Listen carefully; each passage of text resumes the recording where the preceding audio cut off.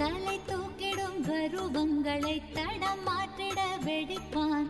தலை தூக்கிடும் கருவங்களை தடம் மாற்றிட வெடிப்பான். பின் கருணை மழையாய் பொழிவான், தினம் கருணை மழையாய் பொழிவான். பின் கருணை மழையாய் பொழிவான், தினம் கருணை மழையாய் பொழிவான். ஜென்ம ஜென்மமாய் செய்த தவமோ உற்ற நண்பனாய் நித்யானந்தன் வந்து உதித்தான், வந்து உதித்தான்.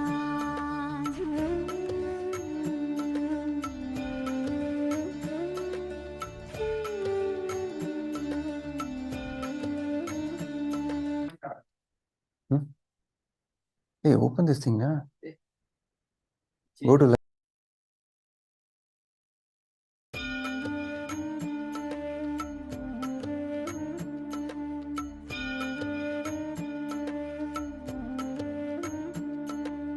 ஜென்ம ஜென்மமாய் செய்த தவமோ உற்ற நண்பனாய் Nithyanandan.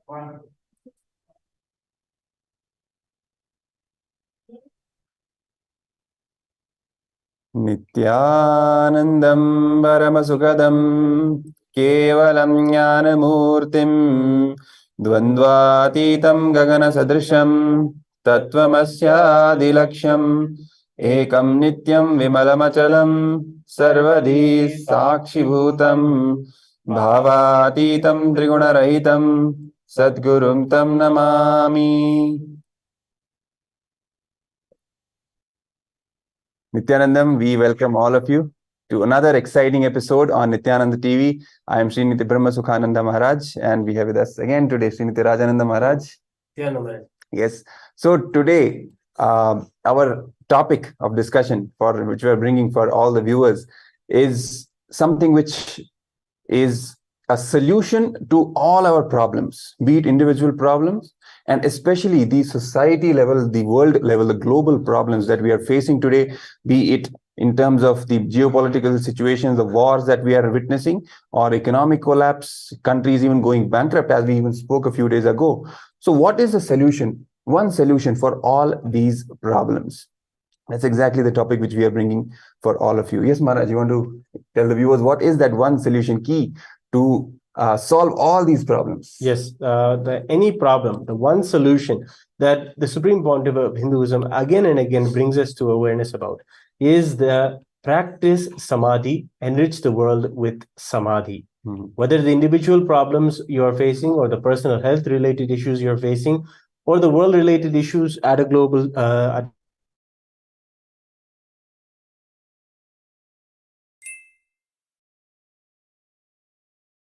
economy in the global sense, your personal relationships or your relationships with other countries, and how all of this, the most powerful solution that the Supreme Pontiff of Hinduism is reviving from the Shastras, from the Hinduism's Vedagamas, is the practice of Samadhi, nirvikalpa Samadhi. Okay.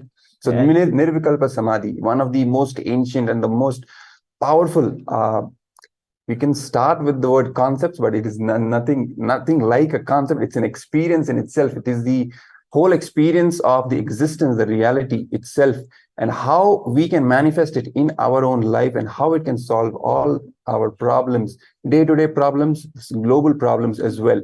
Yes, so we can continue with the whole understanding of what the Nirvikalpa Samadhi is for the viewers who may not know, and then explain it to everyone how practicing Samadhi in our day-to-day life, as the Supreme Pontiff of Hinduism invites everyone to practice, and how it can solve all our problems. Yes, Maharaj. And just like how yoga has been very much liked by many people today, in the same way, meditation, and this word meditation is even used to describe the original state of Samadhi that is there even as an anga of yoga itself. So Nirvikalpa Samadhi is the very state of that higher consciousness, and continuously putting yourself in the remembrance that you're in that state.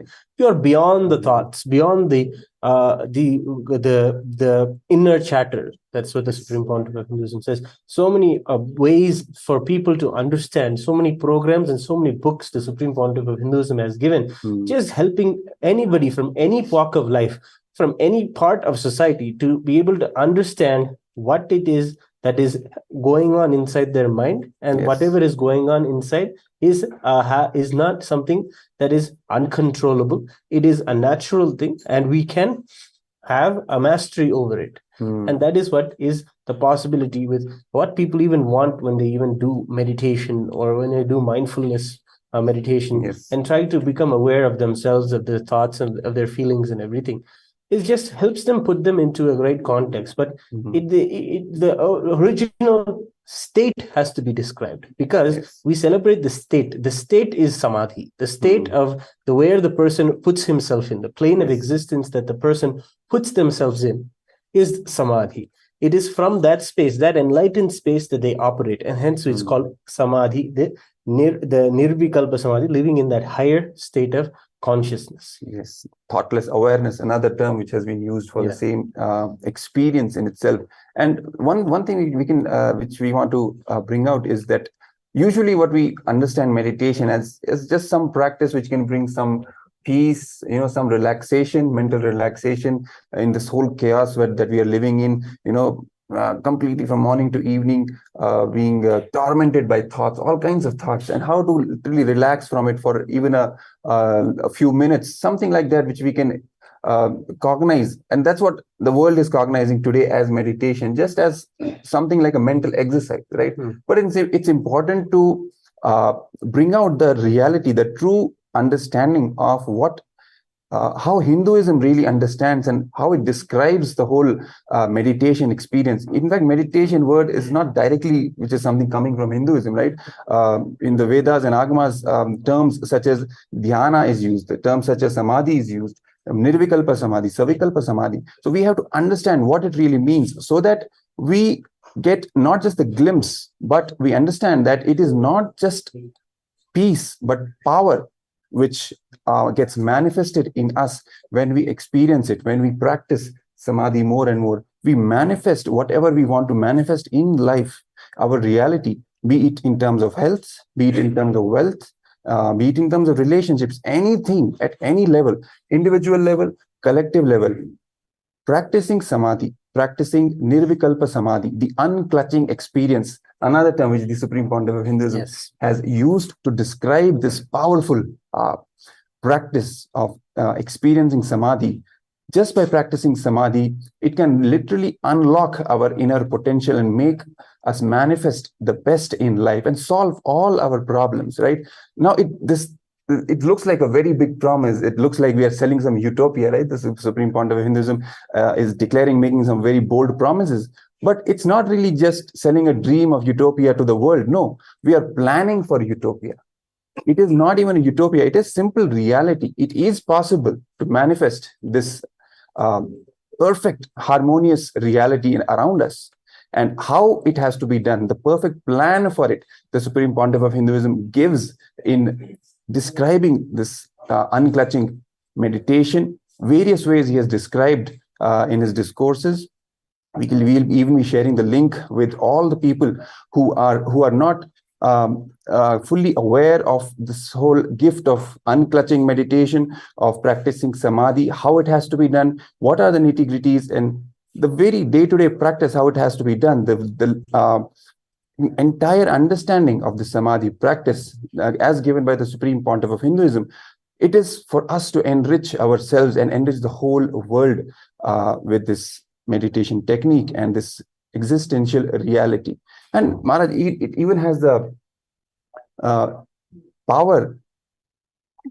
It even has the power to solve the problems both individually and collectively. Like, for example, you can even elaborate on that.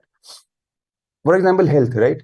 Practicing meditation not only makes the person experience good health in his own life, but also makes him experience good health in all the people who he is or he or she is in charge of. Yeah. Right? At the family level, it can be at the business level, the team that the person is managing. Just by me practicing the samadhi, but just by me practicing unclutching meditation, I manifest the best things not only in me, but in the people around me. Yes. The people who I am responsible for. Yes. That's something important. And it has been such a benefit since the Supreme Pontiff of Hinduism has taught unclutching, taught nirvikalpa samadhi to many, many people. They have experienced tremendous amount of breakthroughs in their personal life. They have experienced tremendous amount of breakthrough in their professional life, especially because the amount of clarity and focus that you get when you understand that you are in a different state, you are in a state of awareness, and you are just, as you are not the body and the mind, you are something beyond that. That is what the meditation process or the mindfulness does. It makes you touch the consciousness that is there existing inside you, and makes you understand that there is something deeper to you. There is something more to you that you are more capable of than just being able to do the day-to-day activities, or even just how you think you should be able to do the activities. People who are able to do only one task at a time and managing one thing at a time, because they have a fear of not having to be able to handle maybe stress or anything like that. Yes. But they're able to move out of this this idea of having to handle one thing at a time and really step into a multidimensional kind of ability to be able to do multitask and do multiple things at the same time. That clarity and that understanding and deepening of a person's consciousness can happen when they practice samadhi, when they meditate. And those are the benefits and perks that many people are experiencing as a byproduct of sitting and doing meditation. Yes. But it has been in Hinduism since time immemorial to be in dhyana, to be in a state of samadhi, to be in a state of remembering that you are consciousness, and from that space operating your life, going forward in your life. And when people did this, they were able to do wonders. That is how Hinduism was able to create such wonderful architecture, such wonderful poetry, such wonderful songs, such wonderful scriptures, such elaborate and depth in meaning, just because they were able to know the science of living and staying in the state of samadhi, staying in a meditative state, staying and being in the space of being unclutched. Yes, exactly. And when we talk about the benefits of samadhi, practicing the unclutching meditation, it's not just at the individual level, it is at the society level, at the global level, exactly coming to the point of the main title, that main topic, that how it pertains and how it is significant for the world leaders today to understand the importance of samadhi and practice it in their day-to-day life. And before we go into that,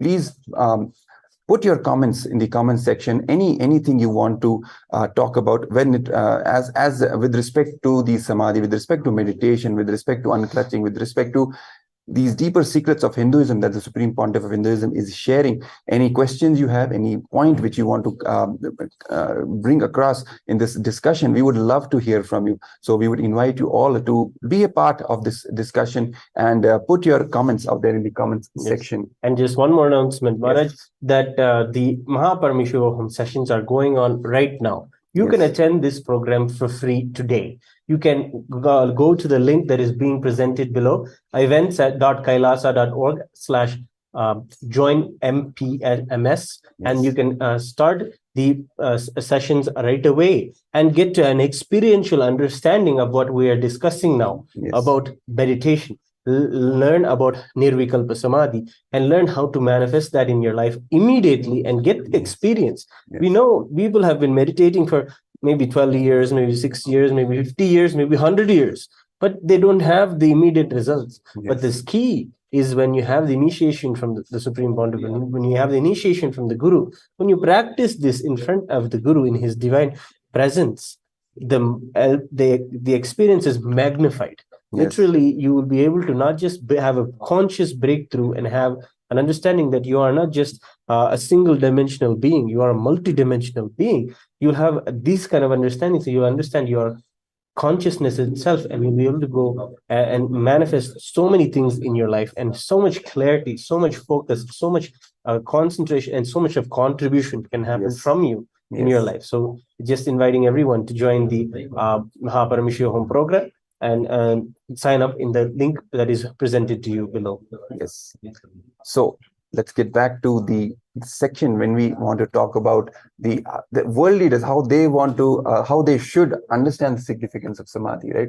Why they should practice Samadhi, and what is the whole role of meditation and Samadhi when it comes to the world leaders. Because we have seen the common people slowly, starting to realize what is meditation. It's becoming even popular. Just as you said, right? After yoga, now meditation, another kind of a revolution happening. Slowly, people are really realizing the importance of it. But when it comes to world leaders, it is the significance and the importance is multidimensional and multifold, because they are responsible for a huge number of people under them, maybe entire nation, entire country, even a group of countries, right?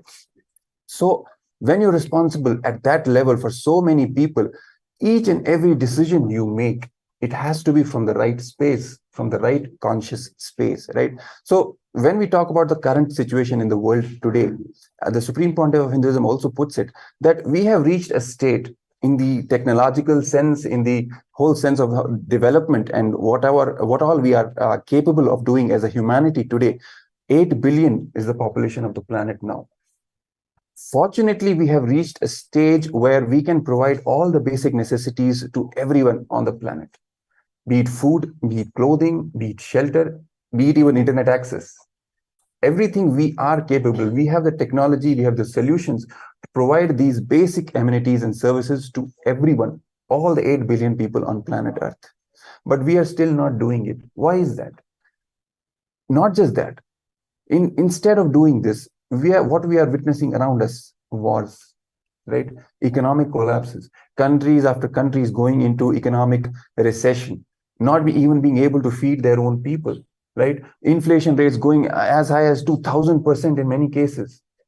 And on the other side, pandemics, as we recently saw COVID pandemic. Then wars, even now, the Russia-Ukraine war that is happening. Unfortunately, this war, it may be just at the superficial level, just between the two nations, but at least 50 countries, people from 50 countries are going to bear the burden, the economic cost, the social cost, all kinds of costs, not only the financial costs, all kinds of costs is going to be borne by the people in the 50 countries who are not even a part of the discussion on the table when it comes to the war that is happening right now. So this is the situation which we are facing, right?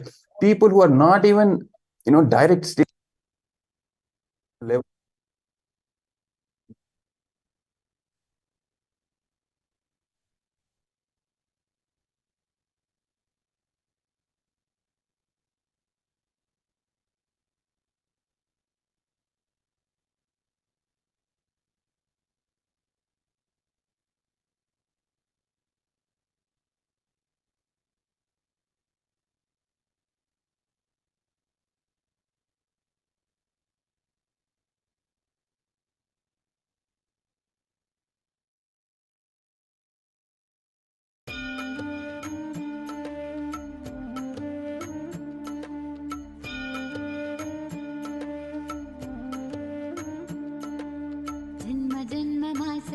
தவமோ உற்ற நண்பனாய் நித்யானந்தன் வந்து உதித்தான் ஜென்ம ஜென்மமாய் செய்த தவமோ உற்ற நண்பனாய் நித்யானந்தன் வந்து உதித்தான் காக்குமிரையே நட்பின் உருவாய் வந்த களிப்பால் கட்டு கடங்கா மகிழ்வு கொண்டேன் மலை போல் வரும் துயர் யாவையும் நொடிப்போதினில் பொடியாக்கிட புயலாய் வருவான், துணையென வருவான். ஜென்ம ஜென்மமாய் செய்த தவமோ உற்ற நண்பனாய் நித்யானந்தன் வந்து உதித்தான்.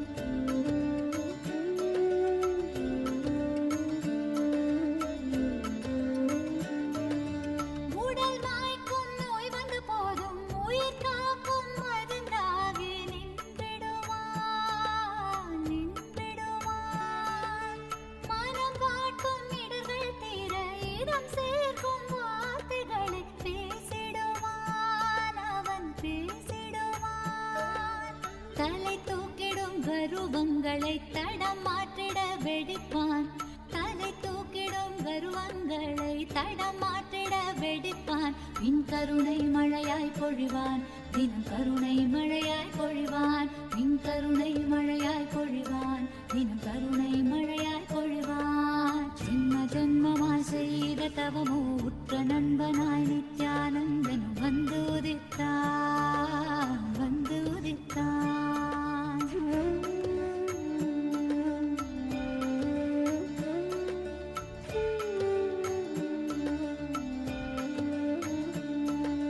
பகை கொண்டு என்னை தாக்கும் வீணத்தமை கடும் சினம் கொண்டு தாக்கிடுவான் தாக்கிடுவான். மிகை கொண்டு நட்பால் என் மனம் என்ன கண் முன்னே வந்திடுவான் வந்திடுவான். சூததுவும் அறியாதொரு மழலை மொழி பேசி சூததுவும் அறியாதொரு மழலை மொழி பேசி எந்த மகிழ்வை தளர்த்திடச் செய்வான் நித்தின் மகிழ்வை தளர்த்திடச் செய்வான் எந்த மகிழ்வை தளர்த்திடச் செய்வான் நித்தின் மகிழ்வை தளர்த்திடச் செய்வான். ஜென்ம ஜென்மமாய் ஜென்ம ஜென்மமாய் ஜென்ம ஜென்மமாய் ஜென்ம ஜென்மமாய் ஜென்ம ஜென்மமாய் செய்த தவமோ உற்ற நண்பனாய் நித்யானந்தன் வந்து உதித்தான் வந்து உதித்தான்.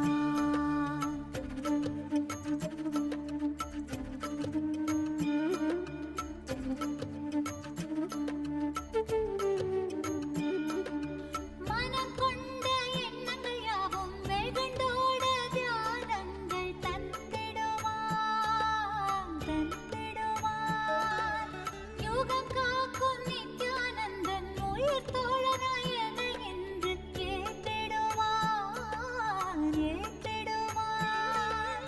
கருணை மழையினில் நாமும் இரையாய் மாறக்கூடும் அவன் கருணை மழையினில் நாமும் இரையாய் மாறக்கூடும்.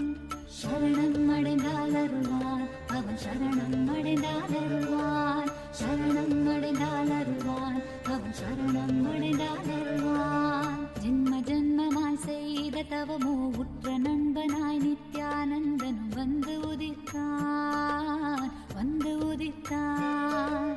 ஜென்ம ஜென்மமாய் செய்த தவமோ உற்ற நண்பனாய் நித்யானந்தனும் வந்து உதித்தான் வந்து உதித்தான்.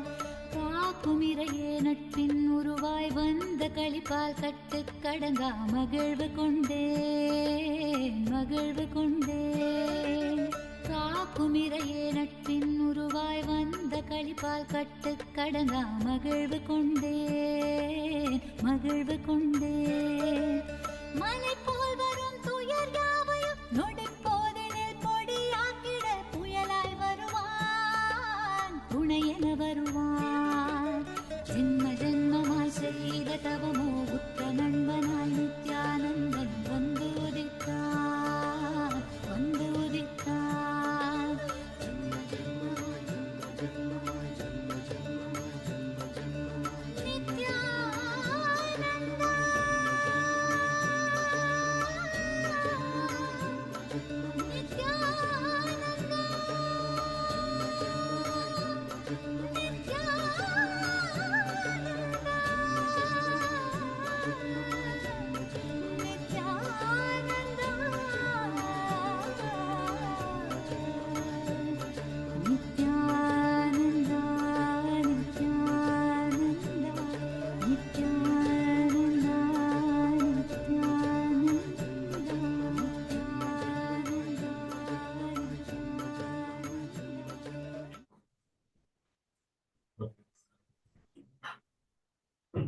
Yes, Nithyanandam, we welcome you all back. Sorry for the technical glitch. So as we were discussing before, what is the current situation in the world and how this gap between what is possible for us today, and on the other hand, what we are witnessing, there's a huge gap between these two, Maharaj, right? So we were coming to the discussion on why the gap even exists in the first place. Yes, Maharaj. Yes. There is because the leaders today and the decision makers have not reached that conscious level, and they have not come to the conscious level about being able to realize that they should remain in themselves, understanding that they are multidimensional. They will they are contributing so much to the world. And if they become this way conscious about themselves, bring their conscious level up by practicing Samadhi, they will be able to understand that we have enough basic needs for 8 billion people around the world. We don't lack anything. We have everything we need. We just lack the awareness, the consciousness to be able to know that this is the work that needs to be done for the world. This is the way that we need to contribute for the world. And this is all beautifully the initiative by KAILASA itself, is the Ishania initiative. Yes. You can go ahead and tell us about the Ishania initiative. Exactly. See, as we were discussing, there's a huge gap that needs to be filled, right? On one hand, we are capable of solving most of these problems today in the world that exists, right? The problem of hunger, the problem of world peace, the problem with respect to public health, all these things we are capable technologically, financially, economically, as a world, as a global community. We are capable of solving each of these problems. We don't lack anything, as you said. Only thing which we lack is consciousness, right? The humanity itself is not yet evolved in terms of consciousness to make these decisions for the collective good of humanity, especially when it comes to the world leaders today. You have to understand that by equipping themselves with this extremely beneficial practice of Samadhi, they can be in a state of evolved consciousness where they can take all of these decisions without feeling any insecurity, right? Because when we have seen most of the times when a lot of economic crisis or something like some situation like that arises, it's nothing else but insecurity of the decision makers, right? What is economic crisis ultimately? It's simply all the people who are involved in this sector, they making decisions, they are falling into insecurity and contracting, right? The entire economy is run based on trust. More and more contributing. Yes, I will contribute, and the economy, the society will reward me back. When this trust breaks, when the confidence breaks, that's when the whole shrinking of the economy happens. That's when the whole crisis happens. By practicing Samadhi, by practicing the unclutching meditation, the world leaders, the decision makers, the top key stakeholders, they can continue, even if any of such situation arises, of crisis situation, of any such situation, they can continue to make sound decisions which are beneficial for everyone without falling into fear, without falling into insecurity, having that powerful cognition of whatever happens outside. Ultimately, I am the creator.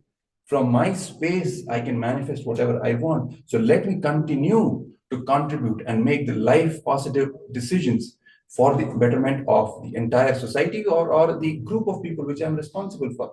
That's where the whole thing starts. Now, the second aspect, which the Supreme Pontiff of Hinduism also brought out and talked about, is practically on a practical level, so many things which we can take care of when it comes to this gap, right? That's exactly where the Ishania project comes in, right? How we can take key steps as a global community to fill this gap where there is abundance of something getting wasted on one side and the lack of the same thing in the other part of the world where people are literally desperate to get even the basics, right? Food, medicines, clothing, even these basic things people are not able to get. While on the other side of the world, people are wasting these things. So that's where the gap is. And filling this gap is what the Ishania project is all about, which the Supreme Pontiff of Hinduism started. And literally so many people got involved in this. And you can elaborate more on the Ishania project and how in various levels it is an initiative from the Supreme Pontiff of Hinduism for all the global leaders, for everyone who can do at their own level and contribute to this important initiative of solving all these problems and all these insecurities which people face in today's world. How to solve all of them? Yes. So many examples the Supreme Pontiff of Hinduism gives about the gap that is you are experiencing. When one side home foreclosures and homes are getting literally locked up and just empty, but on the other side we'll see millions of people living homeless. And on one side we have tons of food getting wasted, destroyed, literally poured into the ocean. And on the other side, people are dying without having enough food. And then actually humanity has reached a level where we have evolved enough food and technology, shelter, medical care, and the fundamental basic needs for all 8 billion people. And millions of and tons of clothes are also just being dumped, whereas in other sites in parts of the world, everybody doesn't have warm clothes for them to be able to survive the winter. Like, these are just examples of how the gap we are seeing in the world. And as a response, the Supreme Pontiff of Hinduism decided Kailasa is going to pick up a project called Ishania, and this is literally reviving Ishania, right? Because it is done by Paramashiva himself. Oh, really? He is the very example of the whole life of recycling, the whole concept of recycling. He is Paramashiva. He is a symbol of recycling. When it comes to where he lives in the smashan, a land where nobody wants to grow, but he lives there. He lives jewelry that is very low cost, that is Rudraksha. And who lives around him? The people that nobody wants to hang around with. It is the Bhutaganas. He recycles them, keeps them, and his vehicle is like an old bull. No one has any use for it. In the same way, Mahadeva, Paramashiva himself, is literally an example of literally a recycling unit of creating a Kailasa, an ambience that takes old things, makes them useful again, or redistributes things so that everybody has the basic needs, has everything they need to be able to be happy and sustained and self-sustaining and contributing. Again, they can contribute back, literally bringing people up to a level of being able to again contribute themselves back life and opportunity. In the same way, the Paramashiva takes to do his work of enlightening the world, of giving the superconscious breakthrough to the world. All the beings also come into place, and they are an example of how they come out and help Paramashiva do the process of sustaining or running the whole cosmos. So it is in his example, in Paramashiva's example only, the Supreme Pontiff is following and creating the Ishania project inside inside Kailasa, and decision makers should practice Samadhi. They should really understand that Paramashiva's way is the way to go. And the way he recycles, the way he literally goes out of his way to take care of every part of society. In the same way, the decision makers should take the time now to go out of their way to contribute to the world, out of their way, out of their small corners, and just come out into the world and really practice Samadhi, because that will really help them. And if we start putting our consciousness in the right direction, we will get millions of people out of poverty. Literally, millions of people will be coming out of poverty. They'll have everything they need. They'll have the food, the shelter, everything, because we have everything. And it is in developed countries like USA and Canada, any medical equipment is used and is for 1 or 2 years, and it is discarded.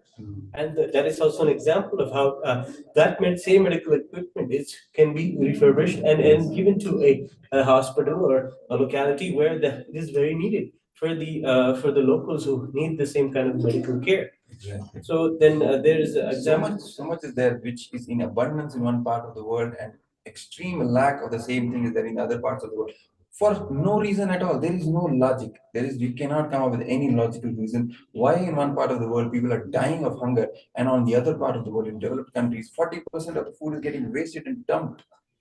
It is literally a failure of us as a human society. That's why it's so important to make these important decisions, and immediately that too, so that we can fill this gap immediately and take us as a collective whole to a next level altogether, so we can manifest what we have come here for. We are still stuck with these basics and not even solving these basics. If at least we would have had some justification, right?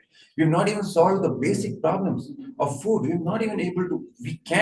We have the technology, we have even the capacity to grow that much food. We have that capacity, the yield, the crop yield, everything is there. But just the lack of will, especially when it comes to decision makers, not there. That's why we are struggling as an entire humanity to fill this basic need of us, so that we can come out of it.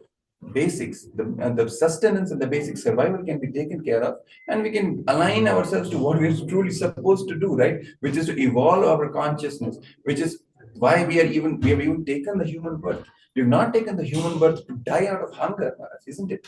We've taken the human birth to evolve in our consciousness and manifest Paramashiva. Where is the discussion, right?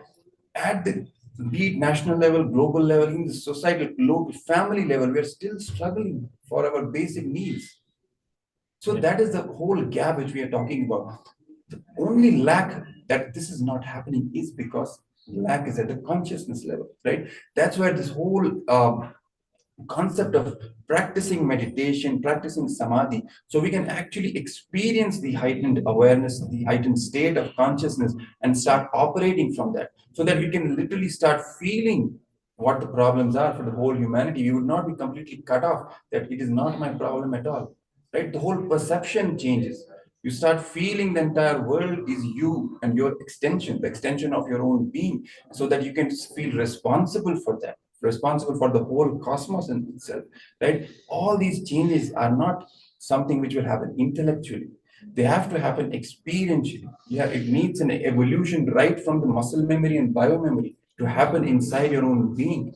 Then only you will start taking these decisions without any fear, without any pressure, just doing the right thing, which is very important when it comes to the level of the, if you're a world leader, if you're a statesman responsible for a country, it's very important for you to be in the sound mind and make the decisions which are right for the future generations also, and without being affected by any ups and downs and any chaos that is happening around you.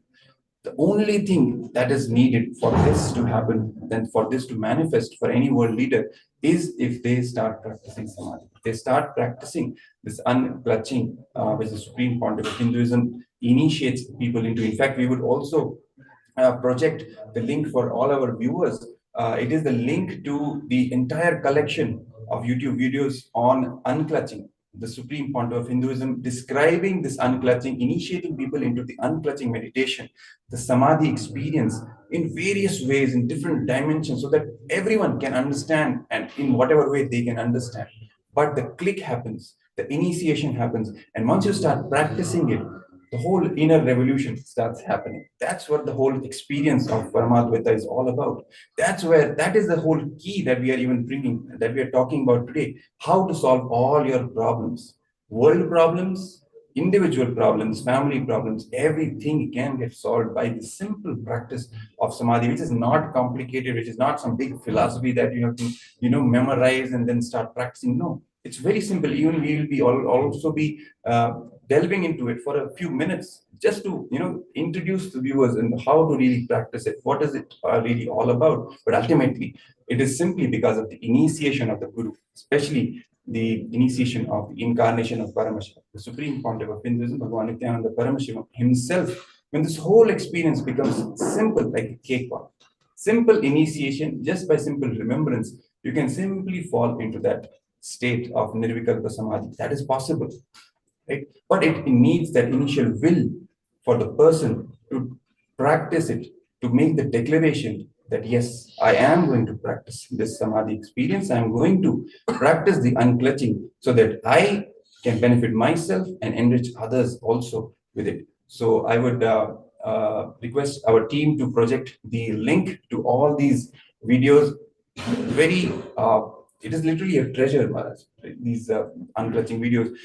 We would want all our viewers to enrich themselves, understand the unclutching, whatever, however they want to understand through all these videos, some or the other way. It will definitely click with you, and you will start manifesting at that moment. And once you start experiencing the benefits, it's important that we also start enriching others and sharing this link with everyone else. Literally, even the Supreme Pontiff of Hinduism has made a sankalpa. Let's make 1 crore people. 1 crore is 10 million, right? 10 million people practice samadhi, right? That's how will that happen? It's very simple. Let's say, for example, in your Facebook, you have 5,000 friends. Share this link with all those 5,000 friends. That's all you have to do. Just share this. It's a gift from you to everyone. Just tell them to experience it. Just go through it. Watch a few videos and practice this unclutching meditation. It's for everyone. Yes, it comes from Hinduism. It is rooted in Hinduism, but the gift is for everyone, for in the world to practice and evolve and make the right decisions, so that all these problems won't even be there, isn't it, Maharaj? Practically, it boils down to the state which we are living in our world, and how to get out of this mess. Literally, that's what the Supreme Pontiff of Hinduism is telling again and again. Very simple solution, but simple practice and dedication and surrender is needed. Yes, Maharaj. Yes. And this practice of unclutching, if I want to just say a little bit of my experience, is that every day when you practice this for 20 minutes every day, or 21 minutes, that is the recommended time, that you should sit in the state of being unclutched. You can look at the link and go there and see all the videos on how you can attain this state. It is not that hard at all. It is just a matter of a few seconds or a few repetitions, just not even within one session itself. You can understand a breakthrough. You can have a breakthrough from the first time you do it itself. Tremendous serenity, tremendous peace, tremendous amount of focus, clarity will come when you just do it once, even for 21 days. And it's after that, every day, it becomes like what you would say an energy pill for you every day. You take it and you have such a rejuvenation. It's like that precious 7 to 21 minutes a day that you do that, but it just penetrates into your whole day. Your whole day becomes so alive, conscious. Everything you receive, like it's a blessing to you. Everything you receive as if it is showered on you by the existence, by Paramashiva. That is the way that the amount of consciousness that will be infused into the rest of your life. That is a literal happening every time. So those treasured 21 moments, it's not like you need to force yourself to sit and do for 21 minutes. Just by doing it once or twice, you'll just understand you can't stop. So the Supreme Court of Hinduism always tells us that when you start meditation, you need to do it. Then after that, meditation will start happening to you. Yeah, It will start taking over your life. Your whole life will become meditation. That 21 minutes will just last the rest of the day. And you have this safety net in those 20, because when you decide consciously to sit for some 21 minutes at a time, it is at that moment only when you decide to sit with yourselves, all the patterns, all the things that you thought you should be doing, why are you wasting your time sitting here for 21 minutes? All of these kind of thoughts come up. But no, when you have a conscious will to sit with yourself and do this, you understand that you are empowered. You have such a power to be able to calm yourself, to be able to rejuvenate yourself and bring yourself out. Like the Ishania project is project of rejuvenation, literally taking the old and bringing new. In the same way, you have this opportunity every day to sit in. That's what I wanted to share as a personal experience that many people who practice nirvikalpa samadhi have in their life, to be able to literally see that the space of nirvikalpa samadhi penetrates into every part of the day. Literally, you will be living, walking, talking Paramashiva. At the end, you do this everyday meditation.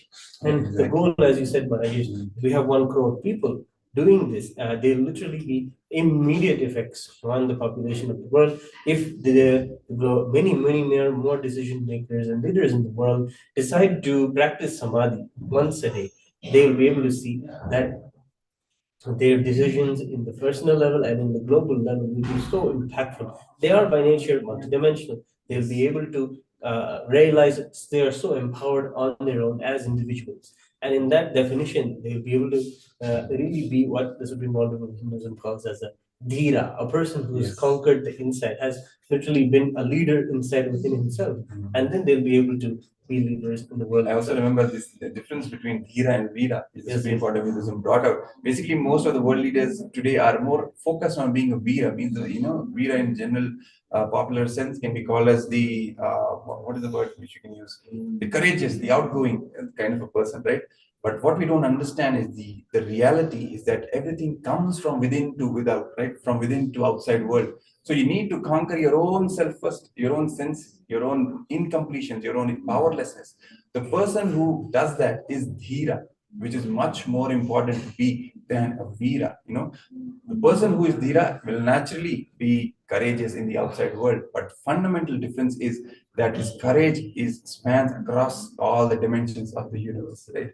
That's what the real powerfulness comes in. And when the person starts manifesting this Dhira, this quality from within, from in his inner space, through the practice of samadhi, through the practice of unclutching, this meditation, literally each and every decision that the person is going to make is going to be beneficial, because it is naturally going to be aligned with the cosmos itself, right? When the cosmos itself is manifesting through the person, any decision is the cosmic decision itself. It is a decision taken by Paramashiva himself.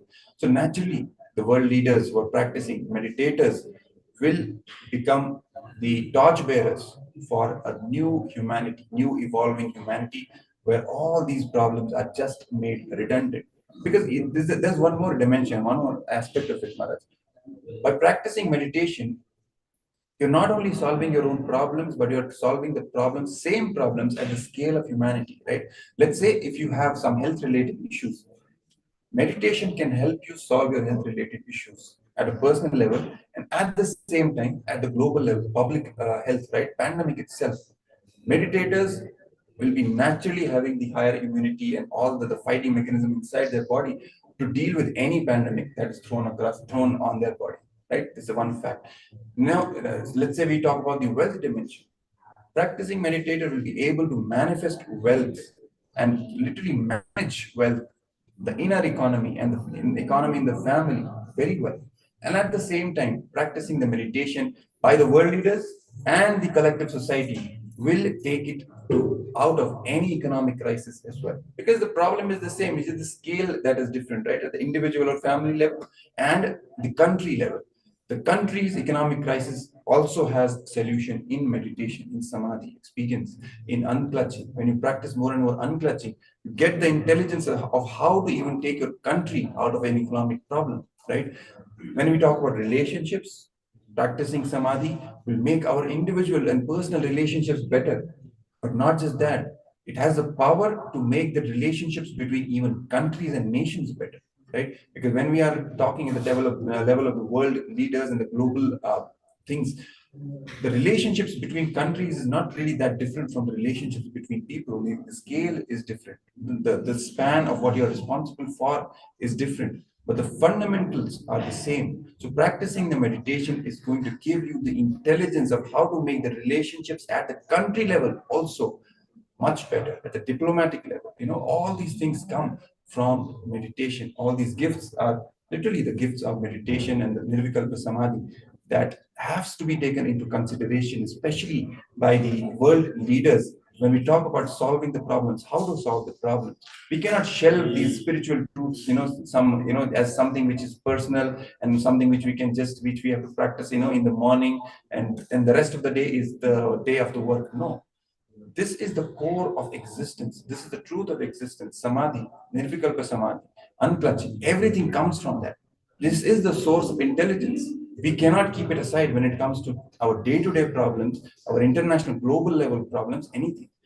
The very truth, the very practice of samadhi, which solves our internal or personal problems also, will solve these global issues as well. That is the declaration from Paramashiva himself. And that is the promise of the Supreme Pontiff of Hinduism, Bhagavan Nithyananda Paramashivam, as to how practicing samadhi is going to be the solution for all our problems at the global level as well. Just a conscious will, as you said, is important for us to manifest whatever we want. Yes, Maharaj.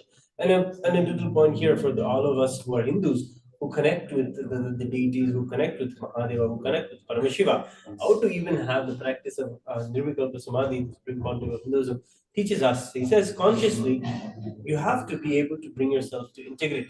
From that integrity, if you remember and declare, O Mahadeva, O Paramashiva, consciously what I know as me, with with that whole, my core being, I declare, I surrender myself to you. I, Prabhu, Mahadeva, Paramashiva, manifest through me. Let oneness between you and what I know as me. Just this simple declaration, this connection is beautiful. Yes. The beautiful way that the Supreme Pontiff of Hinduism is giving us, the way that we can even connect as Nirvikalpa Samadhi as a point of bhakti, is a surrender of what it is as you. Surrender that as at the feet of Paramashiva.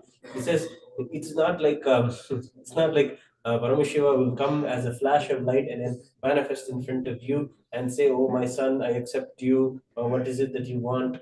Like this. This is not the traditional, the Puranic ways. That when Paramashiva manifests, he shows that he's real, and he shows that he's all encompassing, and he can take us from where we are to a higher state of consciousness. Yes. So, and one of the biggest enemies that is stopping you from experiencing Nirvikalpa Samadhi right now is our self-criticism pattern. We strongly believe that we cannot achieve oneness, that all these kind of having the mind and mindfulness and all these things are just impossible. That's a very strong belief many people have. But just in the first few times they practice nirvikalpa samadhi, meditation, unclutching meditation, when they do it just once or twice, they'll understand, hey, no, wait, no, there is something more to me. There is some more experience that I can have as me. There's something more. The state, and you can't even define that state. That is the way that the Supreme Body says. It's just that state that is indefinable. That state that is literally Paramashivoham, being in the state of oneness with Paramashiva. That is indefinable. But from that state, many things, everything you want, you can manifest. Exactly, because one thing which the Supreme Point of View brought out in this very discourse which we are expanding on is that we have our own ideas, right? We have our own thoughts and we have our own imaginations about what nirvikalpa samadhi is, right? What meditation is and how it has to be practiced and what happens when you practice on something happens, as you said, the flash of lightning, something like that happens, right? It just something lands on our head, whatever happens. All these ideas are not just silly, but they are also the impediments. And they are hurdles on our way to really experience nirvikalpa samadhi. And what the Supreme Point of View said that none of this is needed. In fact, all of this is only bringing us into the state of constant self-criticism and self-doubt and self-denial. We believing that first we make our own rules and our own imaginations about how this whole experience has to be, and then when it not happens, doesn't happen, then we start beating ourselves and maybe we are not capable, or maybe it is too difficult to meditate. I don't know how to meditate. I'm breathing in, breathing out every day, but nothing is happening. All of this is just our own idea. That's what the Supreme Court of Hinduism again and again telling. Just drop all these ideas. Just connect to Paramashiva in an extreme, simple, straightforward way. Just talk to him. Say, I don't know. Maybe your description as you gave in Vedas and Agamas, that's all I've heard about. Maybe, I don't know how much of that is it complete, or is there something more? I don't know. But let me just surrender everything at your feet. You manifest the way you want. The way Paramashiva will manifest in you, nobody knows. You can never tell, right? It's his own way, how he has to manifest.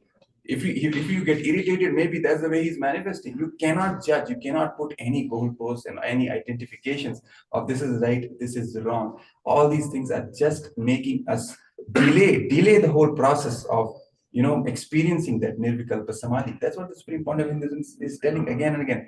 Just drop all this nonsense. Just sit in that relaxed, devoted space, feeling connected with him, and just experiencing simple surrender to Paramashiva, dropping everything at his feet, and let him manifest. And he will manifest. He takes just one instant to manifest. That's all it takes. And the Supreme Point of Hinduism also gives beautiful Mahavakya, beautiful way you do cognize. Just have this thought inside you.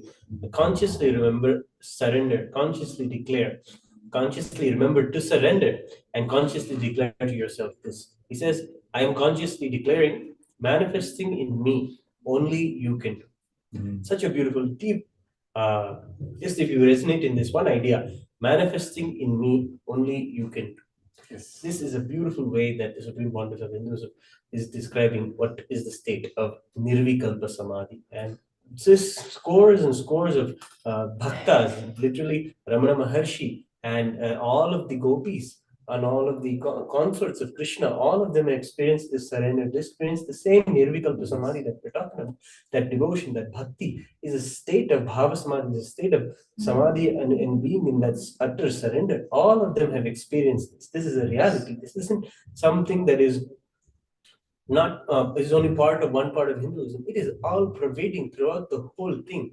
Incarnations manifest again and again to help people, raise people to the state of being in this samadhi all the time continuously. And here we have the Supreme Pontiff of Hinduism telling us and leading us towards the goal of having 1 crore people sit and practice samadhi every single day.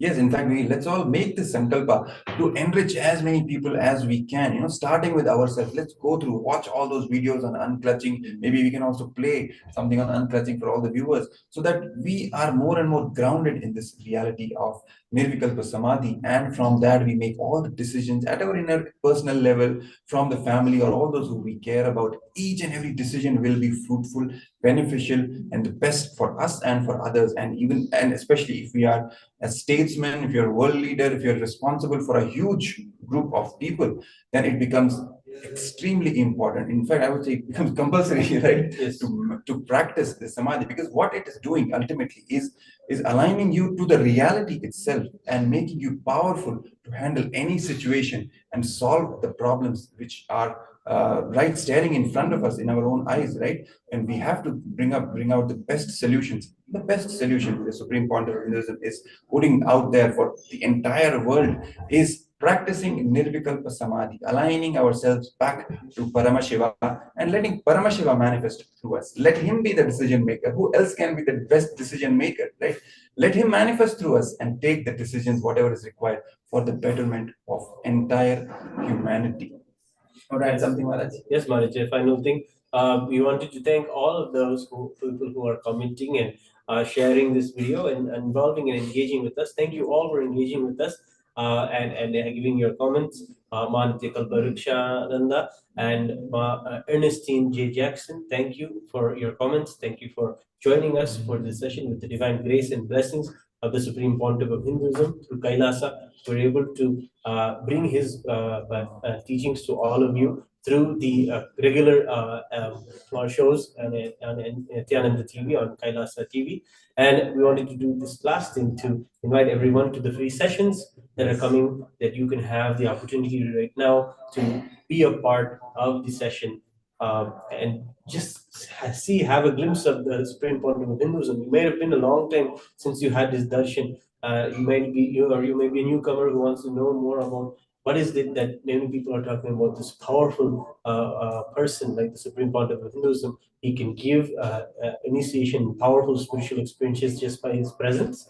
That's the promise that is happening, and every day it's a free program. Just go to the link at events.kailasa.org at /join MTMS and join join this link.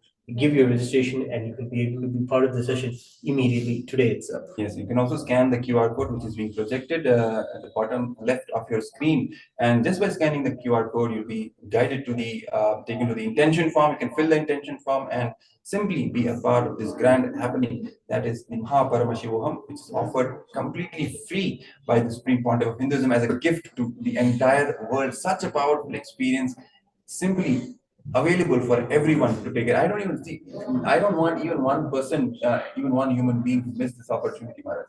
So let's make sankalpa to invite, to first be a part of this experience and invite as many people as possible for this experience of Maha Paramashivoham. On top of that, we would also invite you all to sign up for the e-citizenship of Kailasa and be a part of the whole revival, the grand revival of Sanatana Hindu Dharma of Kailasa nation that the Supreme Pontiff of Hinduism is doing. Another point, we also invite you all to share the unclutching, the link that we shared, if I can say, it is tiny.cc/unclutching. That is the link. You can go to that link, watch all the videos and share that link with as many people as possible. Take the sankalpa to take this truth to the entire world. Let the entire world have this super conscious breakthrough and manifest a better life for themselves and the entire world. At least make the sankalpa today, 100 people, let's say on your Facebook, Instagram, Snapchat, whatever social media you're using, at least 100 friends you simply share this link with. That's the proactive way of making the change happen. That's what we can do. We cannot just do it by talking and thinking about it. We have to be proactive and do something, right? Let's take this decision today of first signing up for Maha Paramashivoham ourselves and sharing the link, unclutching link, tiny.cc/unclutching with at least 100 friends today, so that we can be proactive causers for creating the evolved humanity and giving the superconscious breakthrough to the entire humanity, which the Supreme Pontiff of Hinduism is spearheading through the creation of Kailasa nation. Yes. So just before we end today's session, we will also invite you for the grand ceremony of the Dhwaja Arohanam, the flag hoisting ceremony of Nithyananda Purnima Brahmotsavam, one of the greatest festivals that Kailasa celebrates every year, which is remembering the Enlightenment Day experience of nirvikalpa samadhi by the Supreme Pontiff of Hinduism himself at the age of 12. in Tiruvannamalai, his birth town, when he experienced this nirvikalpa samadhi experience that manifested in his body, in his being for the first time, when he was a kid, literally 12 years of age. That's what we celebrate every year, the remembrance of that day, the celebration of that day, and gifting the entire world with this science of nirvikalpa samadhi. That's the same topic that we are bringing to you, and inviting you all to the celebration of Nithyananda Purnima Brahmotsavam. The first day is tomorrow, right? And the Dhwajarohanam ceremony, that the flag hoisting is going to be celebrated all over Kailasa. You can also speak a little bit about that, Maharaj. Just inviting everyone to the celebrations of Nithyananda Purnima Brahmotsavam.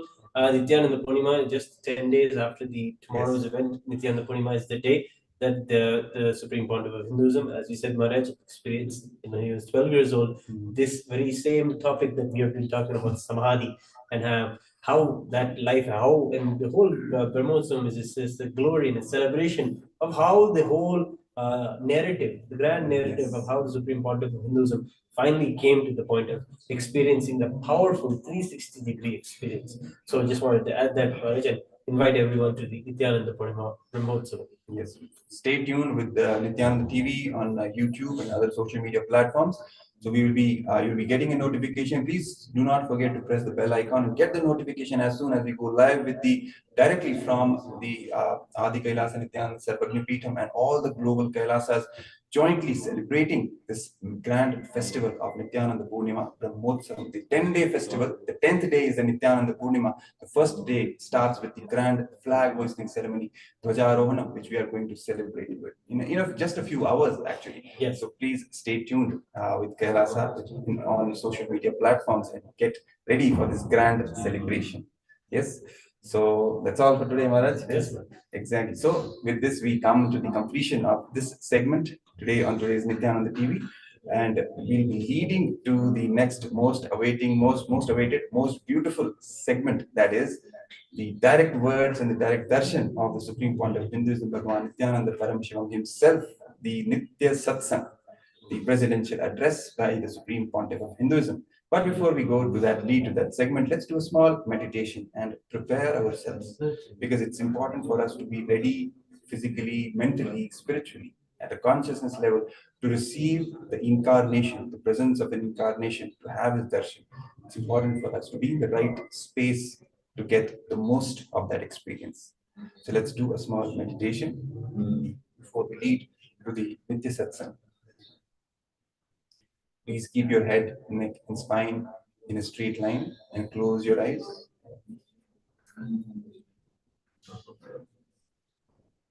Take deep and slow breaths and relax your entire body from head to toe. Release all the stress in any part of your body and be completely relaxed.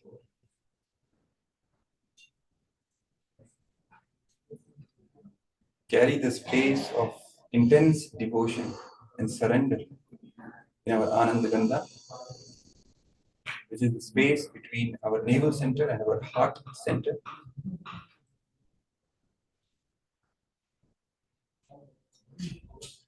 Let's be completely unclutched from all our thoughts and mental activities. Be unclutched means disengaging from all the thoughts, not creating, not sustaining, not even fighting or trying to destroy the thoughts, just completely disengaging from the entire mental process and relaxing into your own being. Visualize Paramashiva, the bright golden light in your third eye. Visualize him with 25 heads, 50 hands, and 75 eyes, radiating with his brilliance in your third eye. And chant the Mahavakya, Om Nithyananda Paramashivoham. Let the Mahavakya reverberate in your entire being and body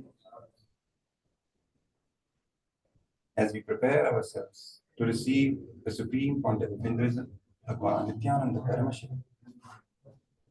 So let's now chant the Mahavakya. Om Nithyananda Paramashivoham. Om Nithyananda Paramashivoham. Om Nithyananda Paramashivoham.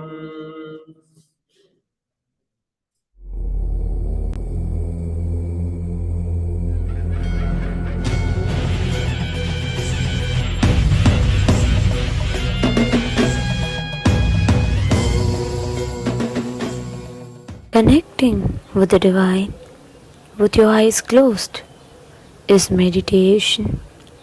Connecting with the divine with your eyes open is darshan. Come, let us all now move from meditation to darshan. Slowly, very slowly, please open your eyes.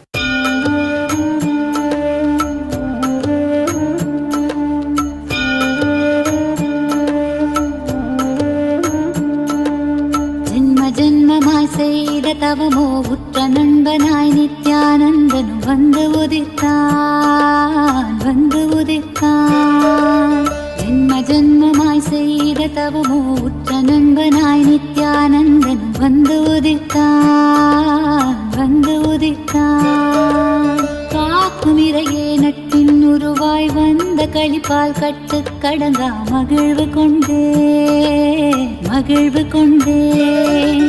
மலை போல் வரும் துயர் யாவையும் நொடிப்போதினில் கொடியாக்கிட புயலாய் வருவான், துணையென வருவான். ஜென்ம ஜென்மமாய் செய்த தவமோ உற்ற நண்பனாய் நித்யானந்தன் வந்து உதித்தான்.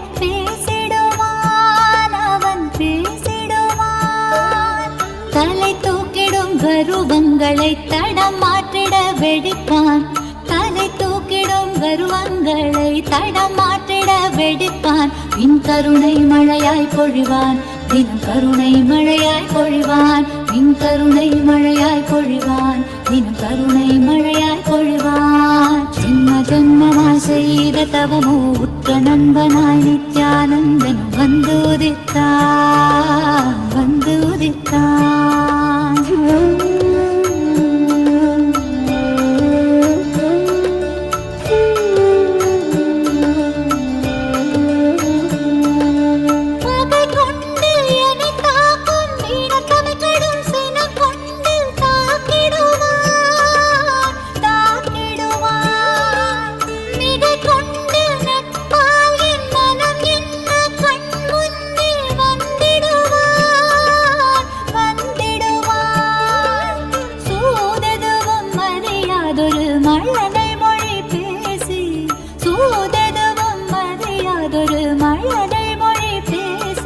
எந்தன் மகிழ்வை தளர்த்திடச் செய்வான், நித்தின் மகிழ்வை தளர்த்திடச் செய்வான். எந்தன் மகிழ்வை தளர்த்திடச் செய்வான், நித்தின் மகிழ்வை தளர்த்திடச் செய்வான்.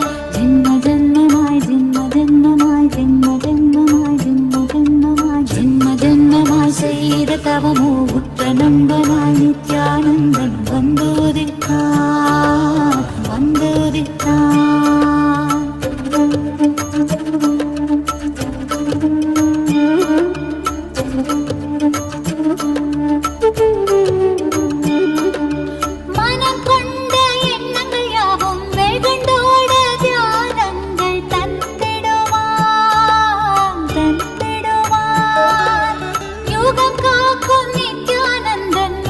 தோழனாய்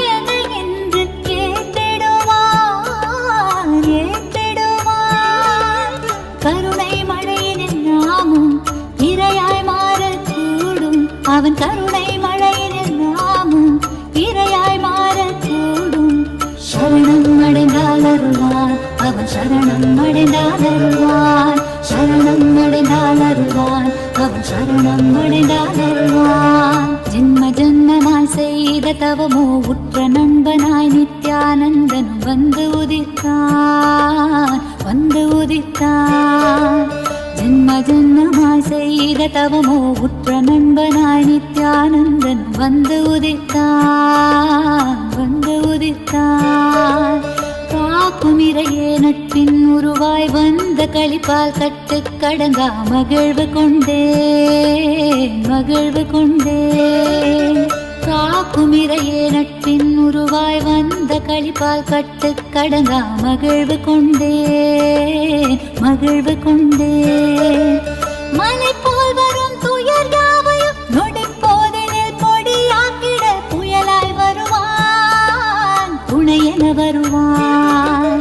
ஜென்ம ஜென்மமாய் செய்த தவமோ உற்ற நண்பனாய் நித்யானந்தன் வந்து உதித்தான், வந்து உதித்தான். ஜென்ம ஜென்மமாய் ஜென்ம ஜென்மமாய் ஜென்ம ஜென்மமாய் ஜென்ம ஜென்மமாய் நித்யானந்தா.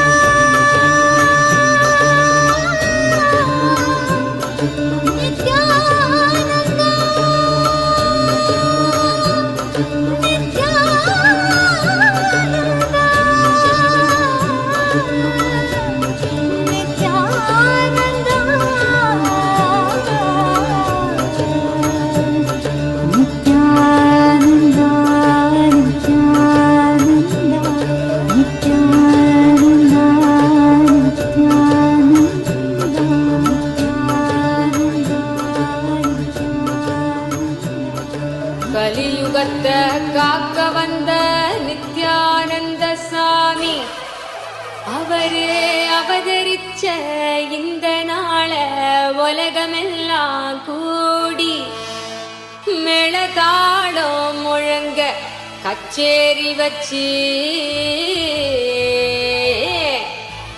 ஆனந்தமா போற்றி பாடி கொண்டாடுங்கடி.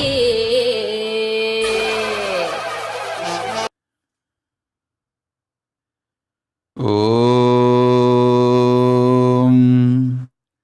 நித்யானந்தேஸ்வர பரமசிவ சமாரம்பாம் நித்யானந்தேஸ்வரி பராசக்தி மத்யமாம் அஸ்மதாச்சார்ய பர்யந்தாம் வந்தே குரு பரம்பராம்.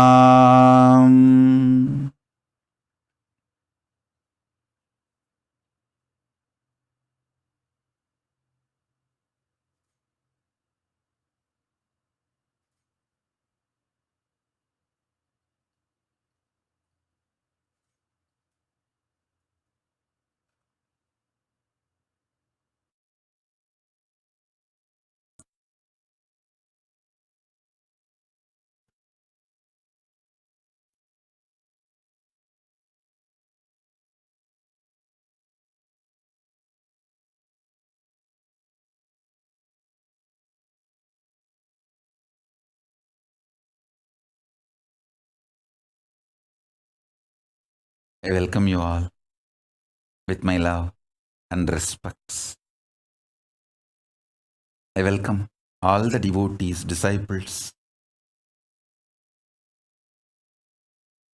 Sarvanyapita, Kartas, Yajamans, Manifestors, Sarvaparityahis, everyone sitting with us all over the world. I welcome all of you with my love and blessings. Paramashiva's message directly from KAILASA.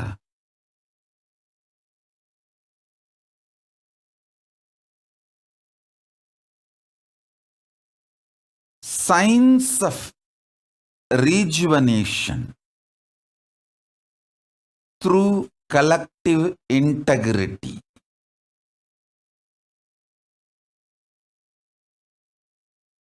Let me explain this message. Signs of rejuvenation through collective integrity. Listen deeply, internalize. Just by listening and internalizing, you will start manifesting.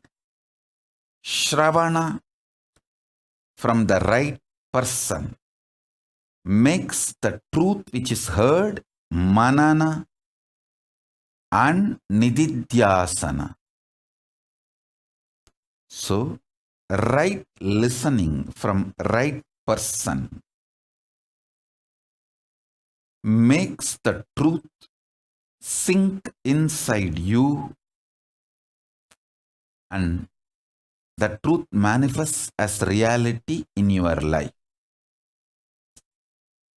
Shravana.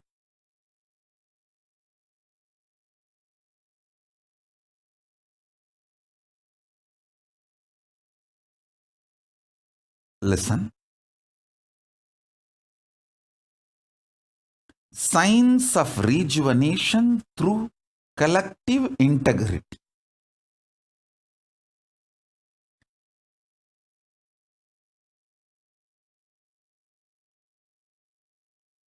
I'm going to share some of the Atma Pramana, my experiences,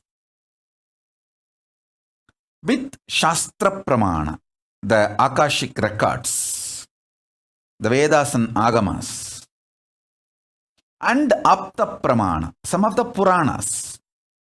So listen. Last few days of your time, the chronological time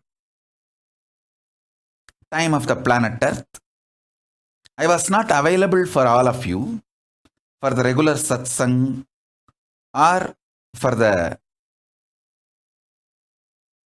Devi Akashic reading. But I was available in a different plane from the vertical time zone.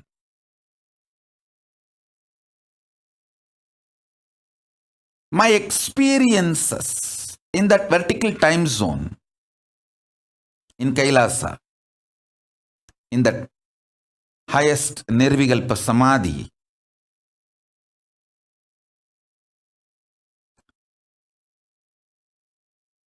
I'll just map some of them for all your understanding and share it with you all. Listen intensely.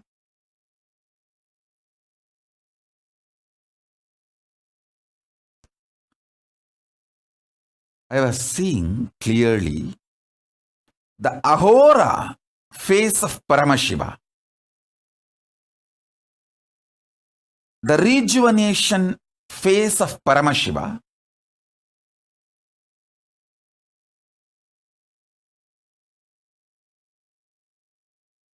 just doing the dance of samhara, rejuvenation.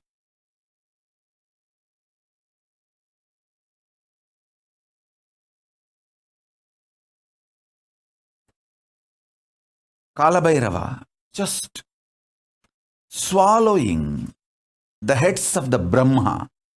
Listen.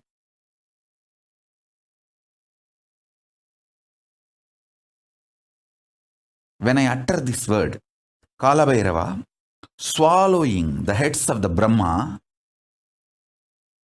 you can understand in this time zone level. I'll try to describe, map it to your understanding. Black hole swallowing the stars which produces stars. See, sun is not just a star which produces many stars. The star which has a capacity to manifest many stars. Same way, the mandala, space, plane, which has a capacity to produce many planes, is called Brahma. The heads of that Brahma is being swallowed by the black hole. Understand? I am trying to give the description as closely as your logic can understand. Your logic can visualize.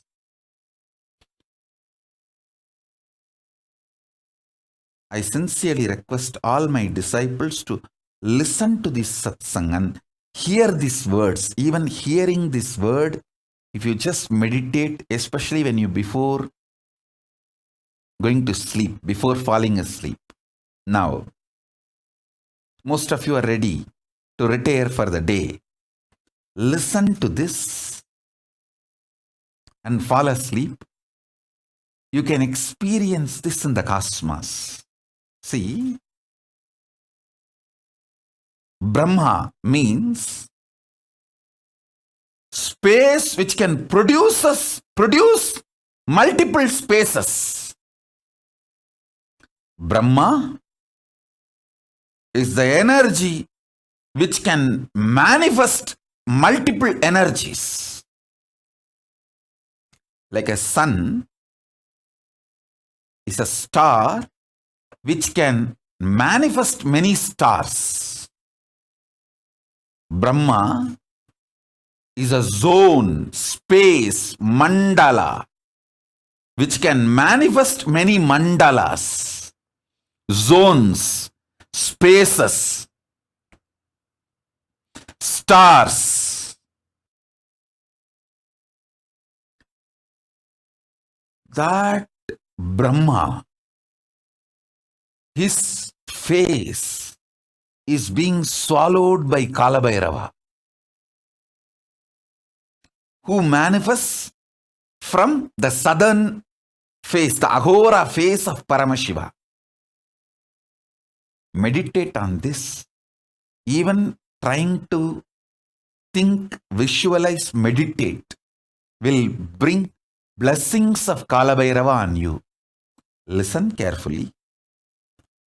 Whenever a person tries to think of me, automatically in the cosmic oneness space, spiritual oneness space, Dvaita Varjita Advaita space, you start connecting with me. Understand this word. Dvaita Varjita Advaita means even while you are struggling with your duality, you know the Advaita, non-duality. Oneness is the truth. You may be struggling for now, but this Dvandva, the struggle with Dvaita, is not real. Knowing that is Dvaita Varjita Advaita. So be very clear. The moment you start thinking of me, connecting with me, even if you are struggling in your Dvaita, doubts, self-doubts, self-hatred, self-denial, in your blind spots, in your incompletions, even if you are struggling, beyond your Dvaita Dvandvas, the duals of duality,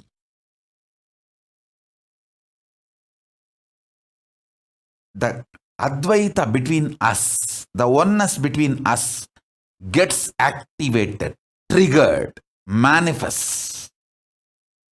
Same way, even if you start contemplating, thinking to the idea which I reveal to you now, the southern face of Paramashiva, Ahora, from that manifests Kalabhairava, black hole, cosmic black hole, swallows the stars which produces stars, the heads of the Brahma.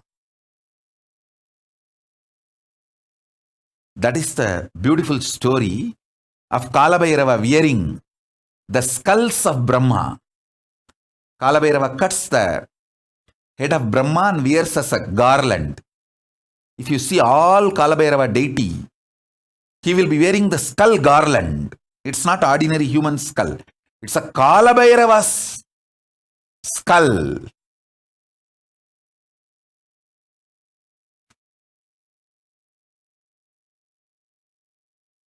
Sorry, Brahma's skulls. Kalabhairava's skull mala is made of Brahma's heads. It's not ordinary human skull mala. He is wearing Brahma Siras, Brahma Siro Maladari.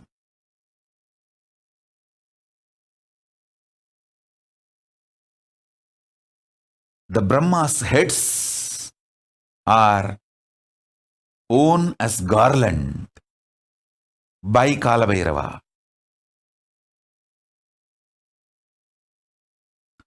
Even if you visualize this, your Kundalini will be awakened. Beyond your self-doubt, self-denial, self-hatred, Kalabhairava will start manifesting in you.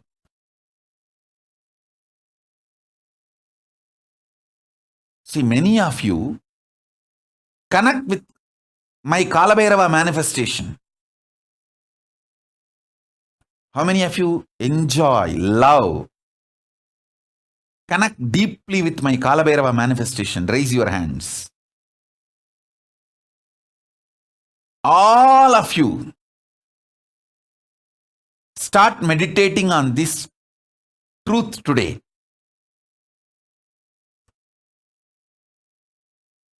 And rest. You will not fall asleep. You will fall in Samadhi. I bless you all.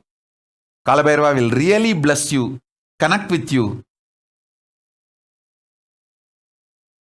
help you all to rejuvenate in this pralaya time, in this pandemic time. So listen, I will repeat.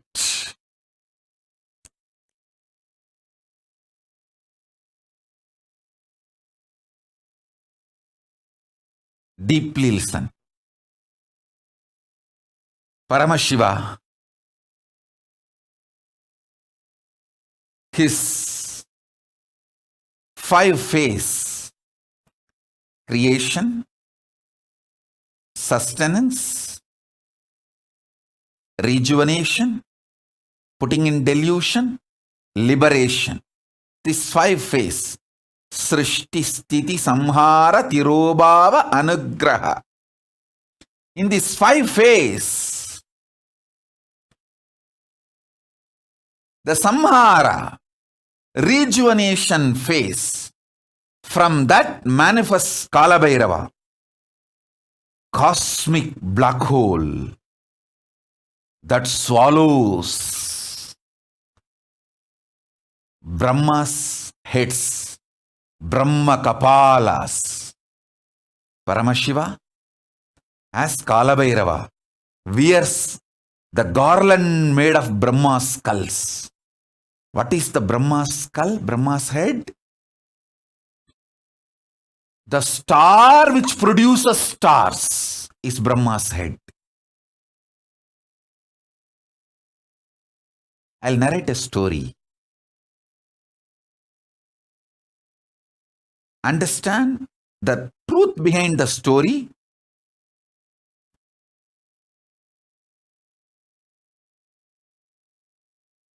So you can understand the principle I am going to explain. The principle I am going to explain is science of rejuvenation through collective integrity. You can understand that principle if you understand this story,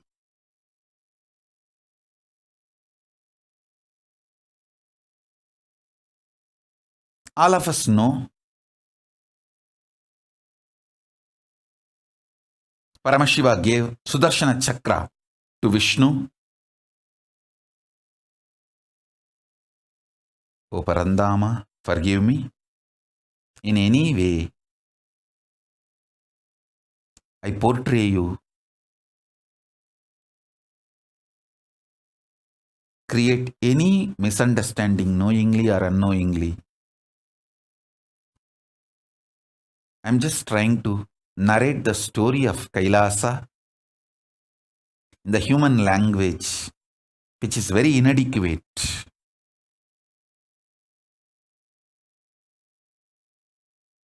Air is language, not the spirit or intention.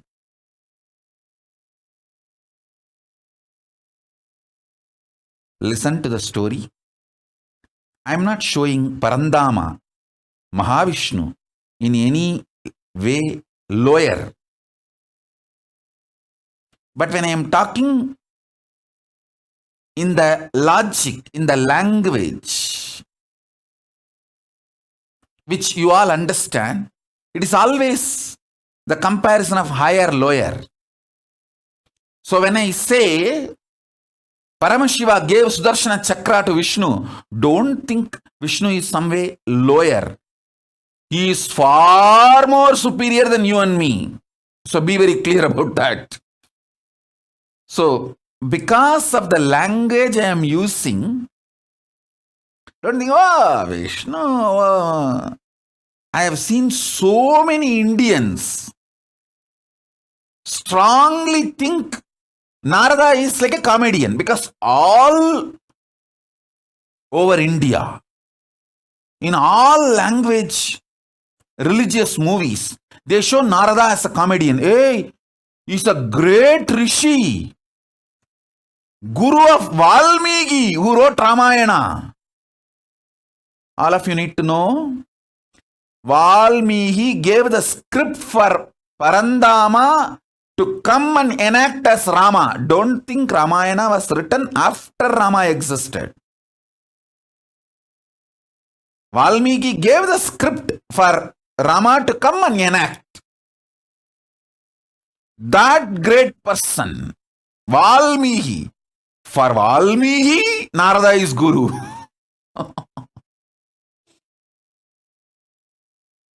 But these Indian movies try to show Narada as a comedian. No. So, the language I am using, based on that, don't try to judge Vishnu. Listen to the truth I am trying to explain. So, all of us know that Vishnu did tapas towards Paramashiva, and Paramashiva gave Sudarshana Chakra for Vishnu to protect this creation. And once Daksha, the Brahma's son, did tapas towards Vishnu and got the boon, Vishnu should protect him forever. Vishnu also gave the boon. And unfortunately, Daksha messed up with Paramashiva directly in the issue of Sati, means his daughter, Daksha's daughter Sati. She wanted to be with Paramashiva, but Daksha had his own opinions and he is so highly opinionated due to his ego and arrogance, and he tried to fight with Paramashiva, and that stupid things were going on, and in his extreme attachment for his daughter, he started going against Paramashiva, but finally he went against his own daughter. That is the delusion and the blind spots. When you create a delusion and delusion-based anger and violence, it will not be directed only towards your enemy. It will be directed even towards the people whom you love. And finally, it will direct itself towards you, and it's like a suicide. That is why the blind spot centric arrogance, the delusion based arrogance and violence is always not just murderous, it is suicidal. So this guy, Daksha, got into that mess. And again, I wanted to tell you all, based on this story which I am narrating, don't try to underestimate Daksha also. He is surely far higher than you. So these are the stories from the different plane. So remember that and learn only the truth.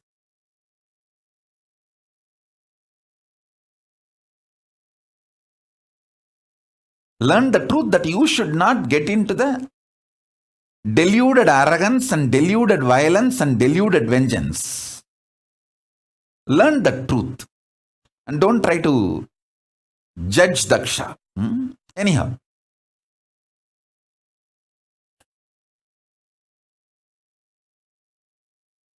So this Daksha did a yajna, disrespecting Paramashiva without offering the offerings to Paramashiva. Sati came directly, Parashakti came directly to teach lesson to Daksha, but unfortunately Daksha not only did not listen. See, when your deluded arrogance and anger is directed towards Paramashiva, then naturally it destroys you. So this fellow, his extreme attachment to his daughter, he developed anger towards Paramashiva. Finally, that same anger, due to his delusion, he directed it towards his own daughter, for whom he developed anger towards Paramashiva. And then finally that anger destroyed him. He directed that same anger on Sati, and Sati just gave the body back, the body given by Daksha. She just threw it back, because Daksha prayed to Devi Parashakti and begged for Parashakti to come down as his daughter. But the fool has forgotten. He brought Parashakti herself as his daughter, and he became deluded. Anyhow, you all know the story that she gave up the body Daksha gave and showed her original form of Dasamahavidya, that she is Parashakti. And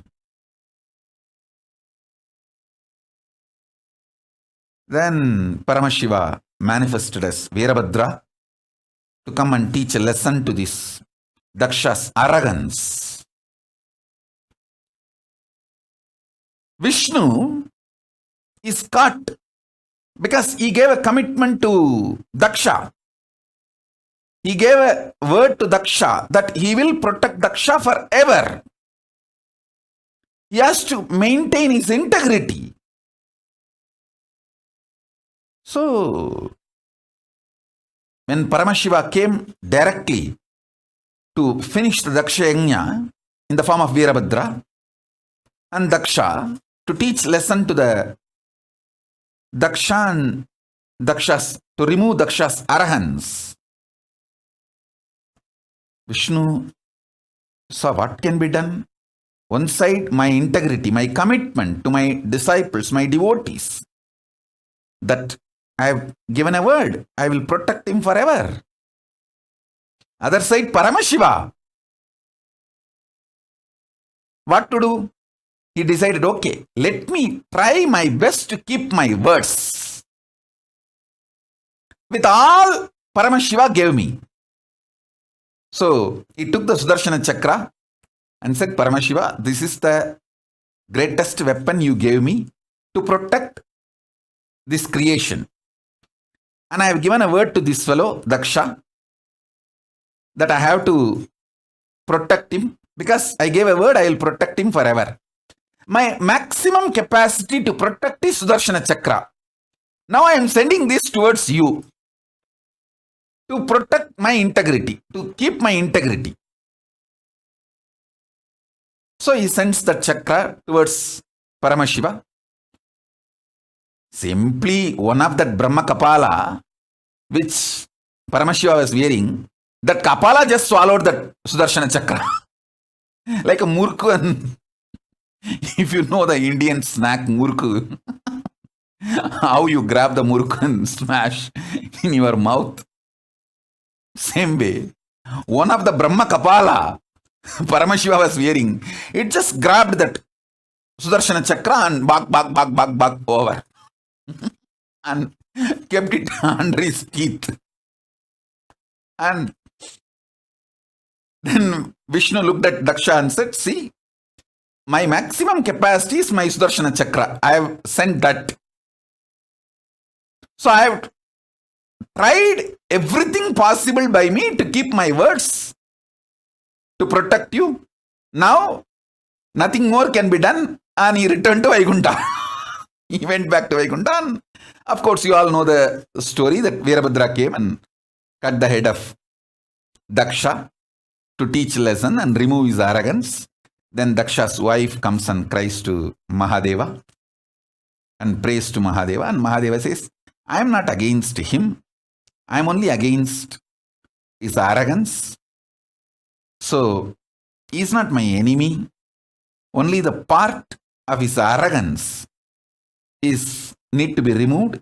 The arrogance need to be taught a lesson. So, he removes the cancer and gives him back a different head, a goat head, and gives life to Daksha.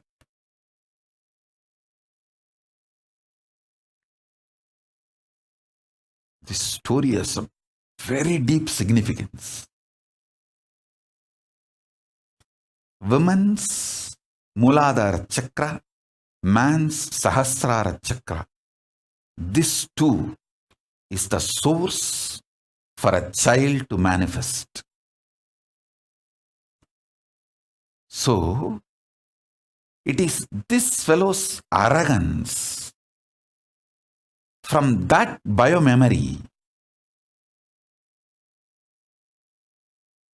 Sati's body also had one component. That is the reason Sati gave up that very body. So naturally, if his head is punished, that is enough. He doesn't need to lose life. You all need to know, life is prior to body and it will continue to exist even after body.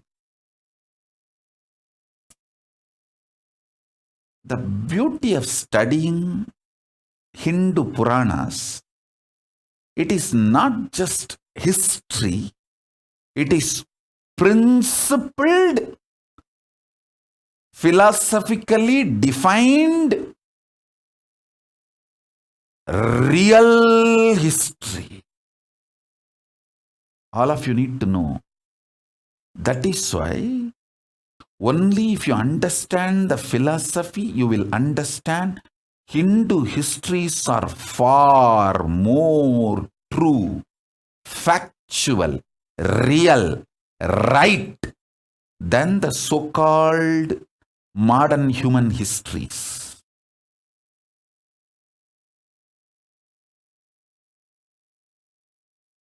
So-called modern human histories.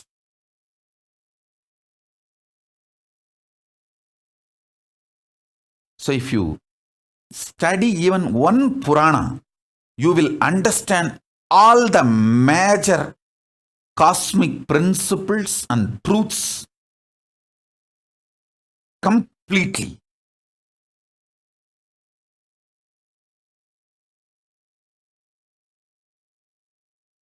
It's a very powerful revelation, very powerful truth.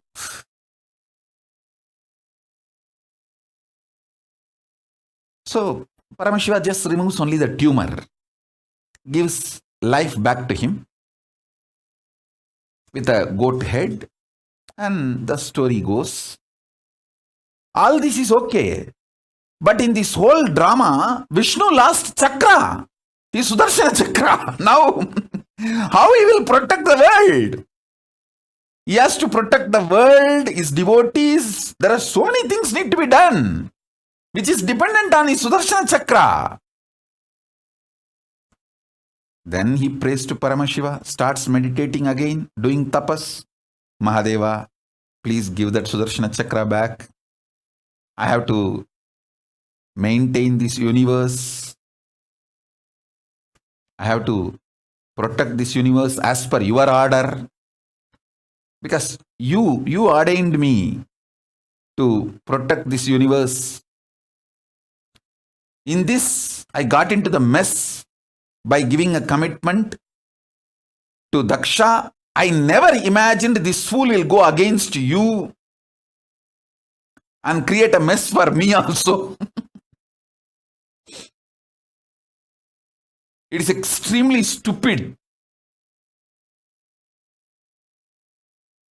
So Kalabhairava appears and asks Vishnu, come on, tell me, what do you want? Vishnu says, give me that Sudarshana Chakra back.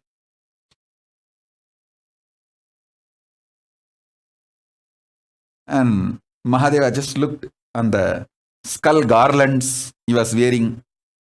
Hey, where is that Sudarshana Chakra? Who is having?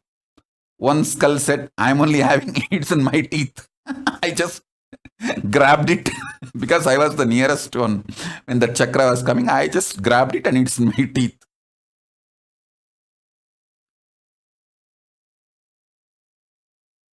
And Mahadeva says, hey, give it back to him. That Brahmakapala said, Mahadeva, I am ready to give now because I always obey your order. Immediately I'll give it back. But I want him to do completion. How dare he sends his Sudarshana Chakra towards you? Let him reenact how he did it. Then I'll give it back. See, listen. Without the background music, you see anyone's dance, it not only it lose the context, you will laugh like anything. Without the background music, if you see anybody's dance, you will laugh like anything because it will look like a joke, comedy. Same way, without the emotion, see, when somebody acted out of anger, without the anger, same emotion, same spontaneity, if that person acts out the same thing, it will look like a comedy. Completion is all about making all your past lose its importance or its power over you. So now, Vishnu does the same act. How he spontaneously sent his Sudarshana Chakra without the same emotion. Then this Brahmakapala, he laughs loudly. In that loud laughter, that Sudarshana Chakra comes out and falls on the ground. And Vishnu touches Mahadeva's feet. From the Mahadeva's feet, he receives the Sudarshana Chakra. O Parandama, forgive me. Anyway, I portrayed you in a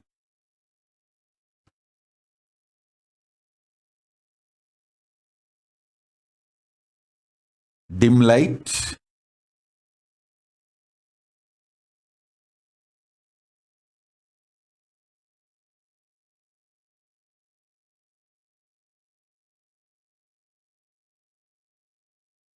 All of you listen. Once again, I want to repeat.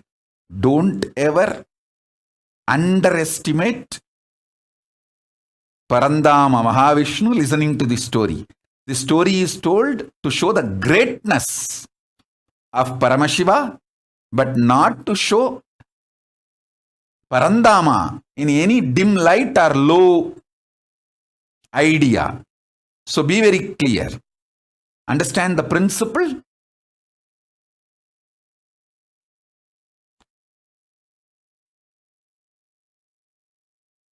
Don't try to have low idea even about Daksha. So these cosmic stories, just understand the principle I am trying to convey. Don't try to do your own gadbad, your own judging and creating mess.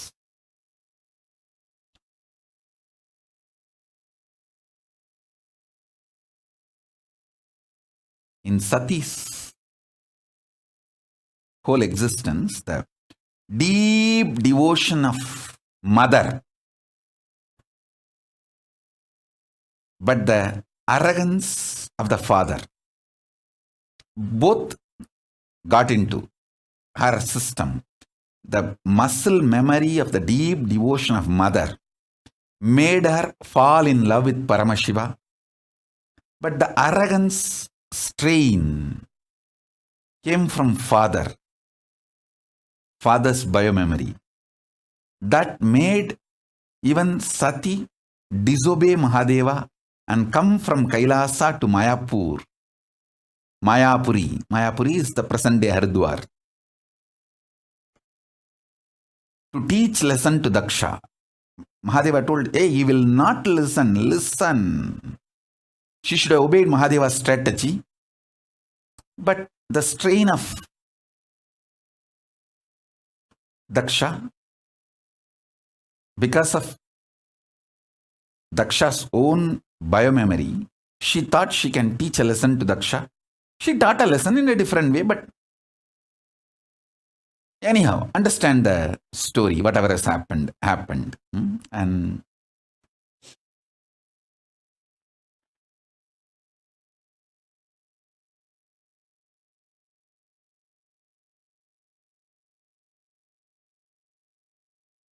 the multiple important truths you need to understand.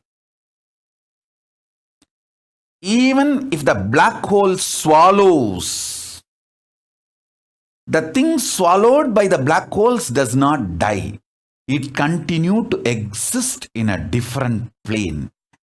For example, if the Brahma's head is cut off, it is supposed to be dead. That's why the world calls it as a skull. But that skull is not dead. It is so powerful even to swallow the Vishnu Chakra. Sudarshana Chakra like a murk snack.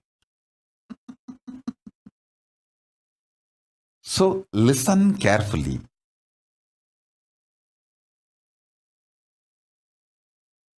You don't have death. There is nothing called destruction. I am only saying, die after realizing there is no death. Don't die before that. Because if you die before realizing there is no death, you may have death, but not the real undying experience.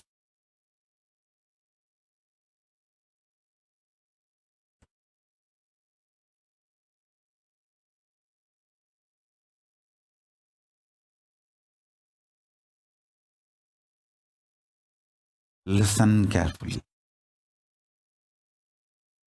Even if you die by being with Guru, he will show you the undying component of you when your body stops functioning. Even your death will be liberation. If you die without Guru, you may have death but not the liberation or realization of undying during the death. You will be just born again and again. What? Dying. Even if you live without Guru, it's worse than death. Even if you die with Guru, it's much beyond than life and death. With Guru, everything is okay. Without Guru, nothing is okay, is the truth.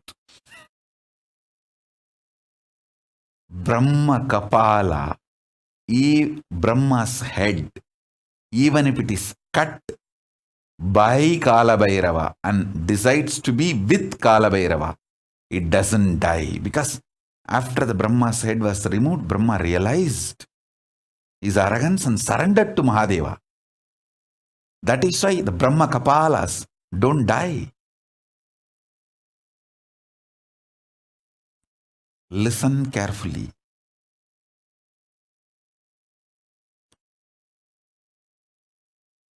With Guru, life, death, everything is great. Without Guru, life, death, nothing is right. Whoever decides life or death, it is only with Guru,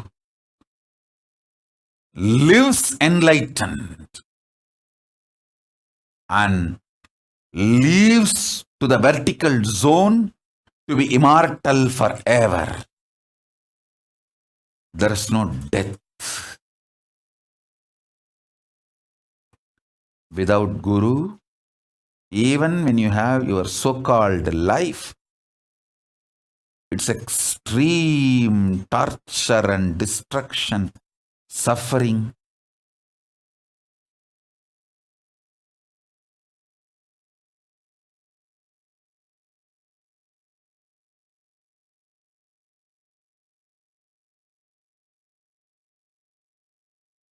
Neither life nor death is worth going through without Guru.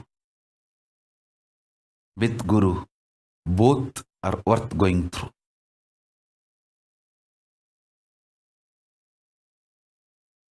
Multi-layer truths.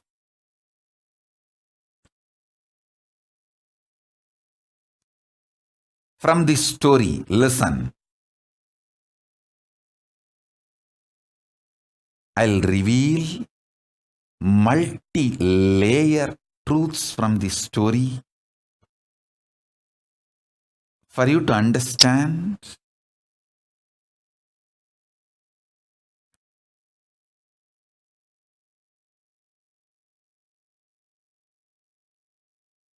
how to go through this rejuvenation process, especially during this pralaya, how the collective integrity will be useful.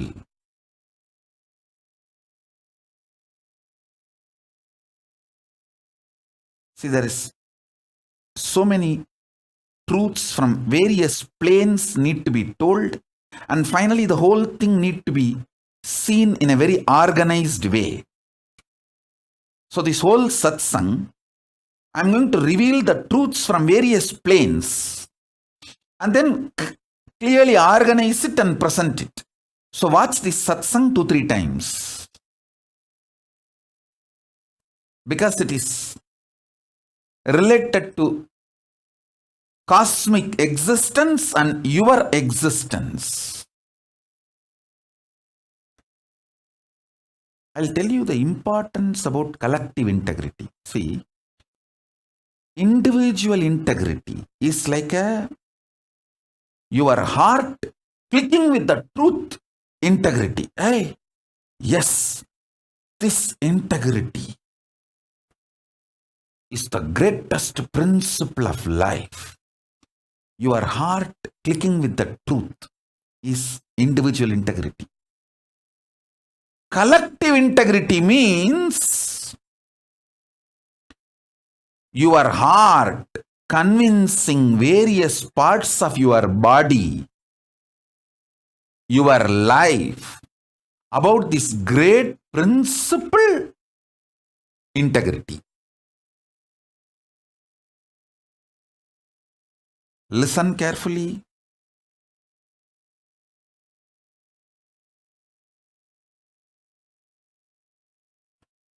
You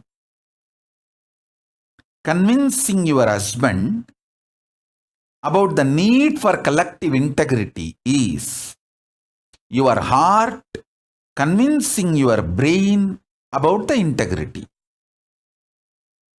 Listen.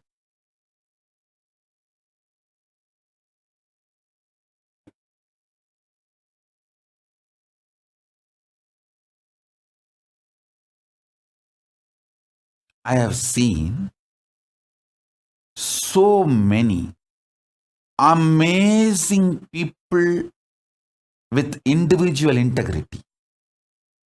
Not just millions of you who are still with me, connected to me, growing with me, who are together with me in this KAILASA. Even some dropouts, people who are not associated with me anymore. Even from that old X groups, I have seen many people very highly integrated individually.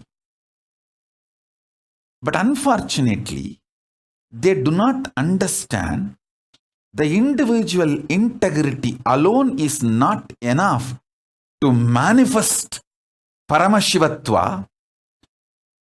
The individual integrity has to manifest as collective integrity. Only then the paramashivatva manifests. Many times people think individual integrity is enough, should be enough. See, I am integrated. What more I can do? No, that is not true. When you are integrated, you inspire everyone around you to be integrated. Please understand.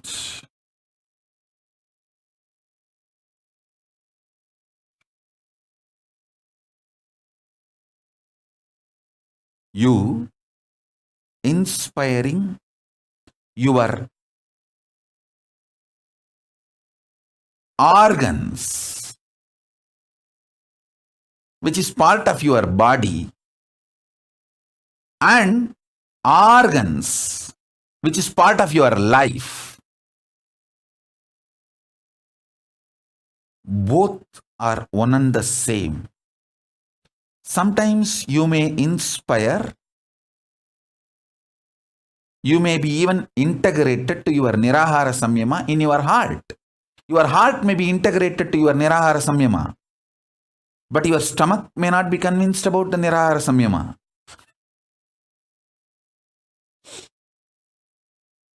So your heart needs to do tapas of convincing your stomach about the nirahara samyama.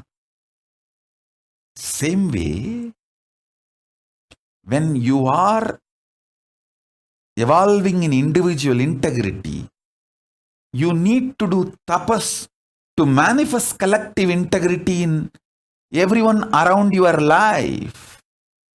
That is the way life manifests. Because the life manifests not just in you, even the people around you, at least your teamily. Seekers, many sincere seekers, due to their delusion, think, I am integrated. How can I be responsible for others' mess?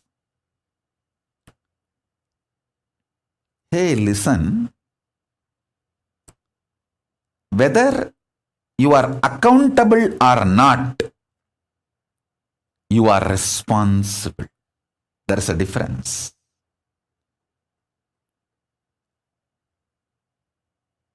If your neighbor robs, steals, is a thief, robber, you may not be accountable for his crimes, but you are responsible to make him realize his mistake. Otherwise, he is going to rob your house tomorrow. If he has robbed everywhere and he doesn't have any house to go, he is going to look into your house. So be very clear. I have seen many sincere integrated seekers does not have this understanding or does not want to do any tapas for collective integrity. They think just individual integrity can liberate them and enlighten them, manifest them what they want, and they will be able to manifest paramashivatva. No, whether you are with me or you are on your own, be very clear. This is the principle of the cosmos. Till you manifest collective integrity, you will not manifest paramashivatva fully. The state, space, powers, being,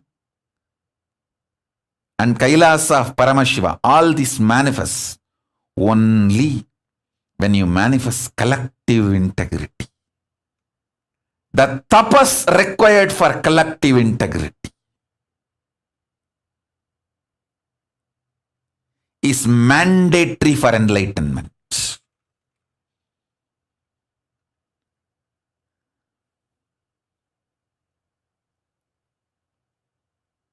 Your heart, which is convinced about integrity,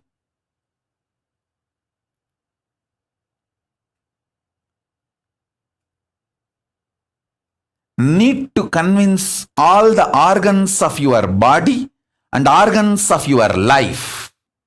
See, when I say organs of your body, you all understand.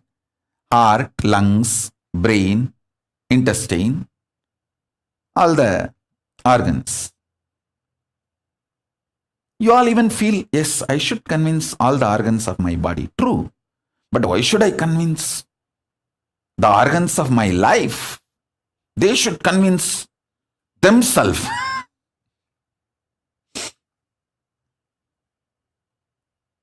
Actually, convincing all your organs and convincing the organs of your life is one and the same. All of you listen. If you are not able to convince your husband, some parts of your brain is still not convinced about it. If you are not able to convince your wife, some parts of your emotions are still not convinced about it. So each organ actually holds the key for each relationship you have in your life. Convincing the organs of your body, convincing the organs of your life is one and the same. That is why I insist on collective integrity. I insist on collective integrity. Do tapas, internalize. There is no manual. I can only give the basic truths. If you want manual, exactly what to do, ask Devi. She will exactly map it and give you the exact instruction. Once Devi gives instruction, do it sincerely, without questioning. Then KAILASA will manifest in you.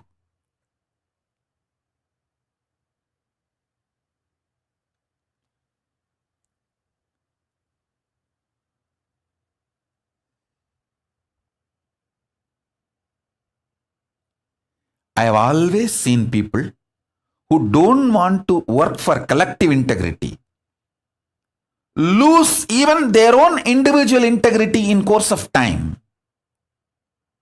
In course of time, even to keep their individual integrity, they lose intention, energy, inspiration, and collapse.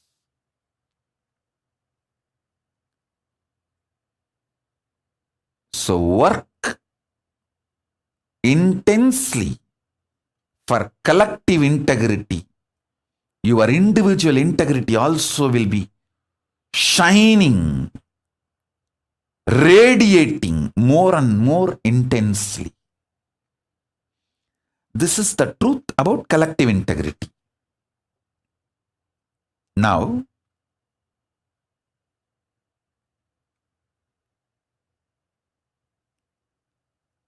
let me tell you the truths from the story which I was describing, how the Vishnu got the chakra and lost it and how he got it back.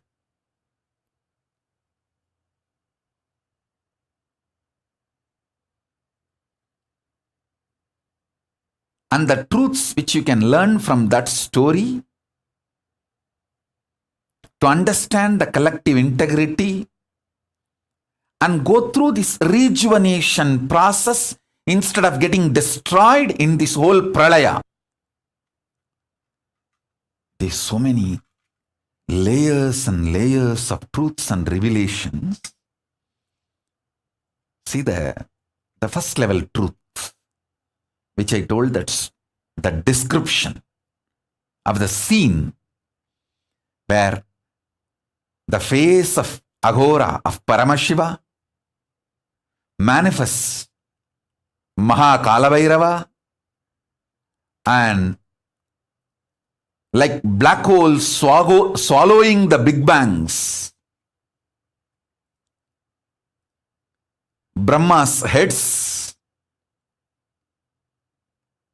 Kalabhairava swallowing the Brahma Kapalas and making garland of Brahma's skulls for him. Understand, that is the most beautiful Dhyana sloka in English for Maha Kalabhairava. If you have some photos released by NASA, how the black holes swallow the big bangs, just see exactly that indescribable way Maha Kalabhairava with the Brahma Kapala malas, the skull garland of Brahma Kapalas, the multiple big bangs swallowed by the large black hole. But the big bangs are not dead. They are all there as garland, alive and more powerful, even to swallow Vishnu's chakra, Sudarshana chakra. See, Brahma is son of Vishnu. The sun's head, because it is owned by Paramashiva, is capable of even swallowing the father's weapon like a snack and keep it inside his teeth.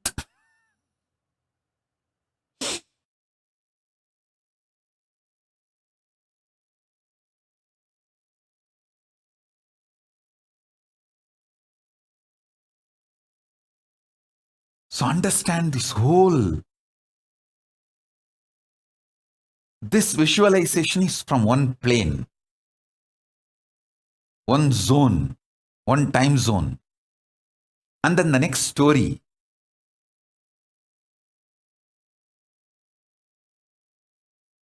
Brahma Kapala eating the Vishnu's Sudarshana. That is from another one vertical time zone, from another plane. And my definition about the collective integrity, this is from another plane. So I am trying to reveal the truths from the various planes, map it into your life for you to practically experience paramashivatva. How? No destruction touches you. Only rejuvenation happens to you. Listen. Next one story from my own experience, my own life. When multi-layered attacks from multiple gangs done on me, all I know is I am Paramashiva, I cannot be destroyed. All these attacks which comes like a destruction, I know how to just change them and be in the space of rejuvenation.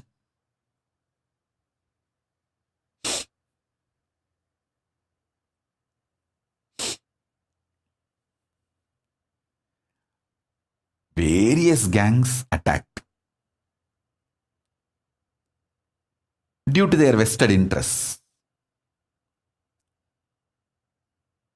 There are some people who waged the war. There are some people who tried to war beneficier. They did not wage the war. It's like a jackal, culinary, never attacks an elephant. But when there was a fight between the lion and elephant, if the elephant is not able to walk and collapses, this jackal goes and, this culinary goes and tries to eat the flesh of the elephant. That is called war beneficiating. I have seen all kinds of people who wage war in the front side, who wage war from the back side, and traitors, war beneficiaries. There are some traitors who don't even do the job of traitor, but they try to get the benefit of the war. War beneficiaries, like culinaries, jackals, foxes, wolves. Some are even like eagles. I have seen all kinds of things.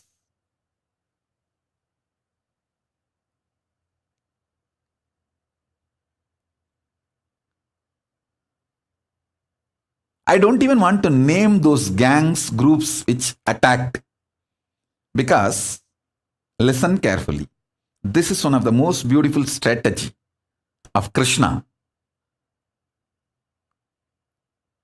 It doesn't name his enemies. Why you know? He says, hey, because many times who try to attack you, they think you are weak, so they attack you. But when you prove you are strong and successful, they change their strategy and they decide not to be your enemy anymore. But if you name them as enemies, because they have to defend themselves, protect themselves, they continue to be in the space of enmity. If you don't name the enemies, many people lose their enmity and carry on with their life, and they are no more in your enemy list. Listen, this is a different plane. Revelation. So a king, a leader should never name enemies. He should only handle the attacks which comes in front of him. So almost 99% of the people drop their enmity and carry on with their work if they know that enemy is too strong with whom they are trying to fight. Everyone tries to attack only the weak people. But when they see, wow, it's too big, nothing can be done. Come on, carry on with our life. Go. A good leader never names enemies. He forgives, does not forget, and never names. That is what Paramashiva, having alahala poison in his throat, neither goes inside. Means, see, poison going inside means like he has to react. Neither goes inside, nor he spits out, neither he utters the name. So, neither I allow my enemies to destroy me, nor I name them. They are there just in the throat, in Ganta. That's why Neela Ganta. Mahadeva never allows the poison to kill him, nor he names out. I forgive and I don't allow anyone to destroy me. I don't forget and I don't name. Multi-layered intelligence and understanding needed for any leader. If you want to become a leader, take this same strategy. Do not allow your enemies to destroy you. Forgive them, because if you don't carry the anger, vengeance, you will live your life. You will not be living the life fighting with them or the way they want you to live. Listen, engaging in a war means you are living the life they want you to live. So they become the master of your life. Don't allow. Not responding to the duels of Dvandva is the strategy for success. Whenever your mind tries to internally fight with you, with your self-doubt, self-hatred, self-denial, even inside you, use the same strategy. Understand? The enemy who is attacking you from outside and the enemy who is sitting inside you and attacking you, your self-doubt, self-hatred, self-denial, both are one and the same. Don't try to respond to them. If you start conversation with your SDHD, self-doubt, self-hatred, self-denial, you have started losing argument. You have started losing war.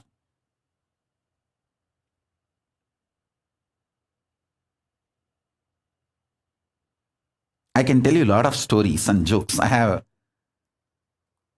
joke book which was published by us.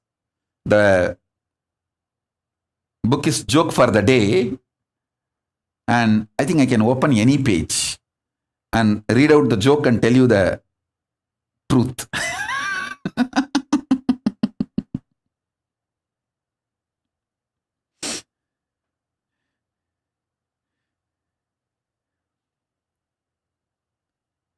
Sikar Sharif was with his two friends at a party. They made a wealthy trio and spent most of their time boasting about their wealth. Suddenly, they spotted a diamond stone on the floor. One of them said, "Oh, it's not mine." The second said, "Oh, it's not mine either." Sikar said, "It must be mine. I am missing a cufflink."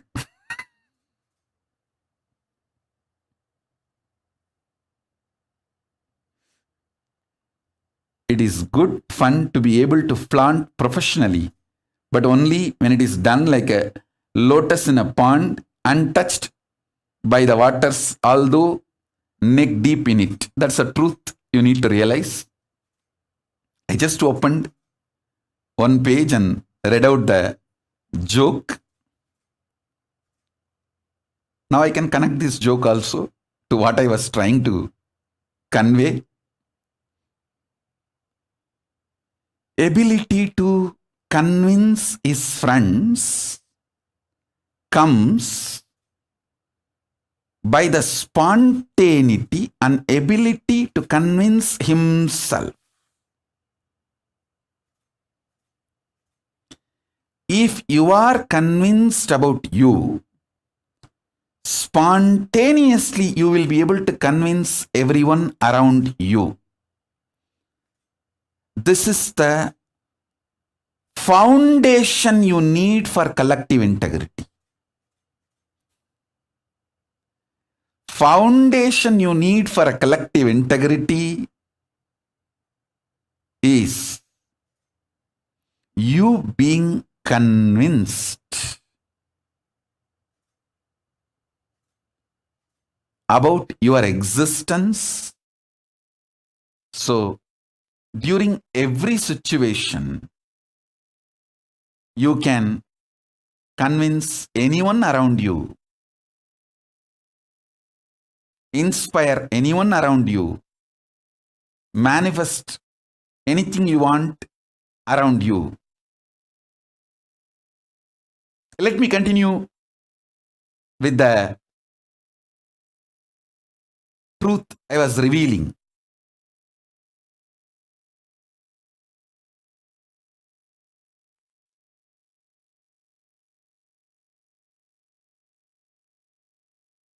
Getting into argument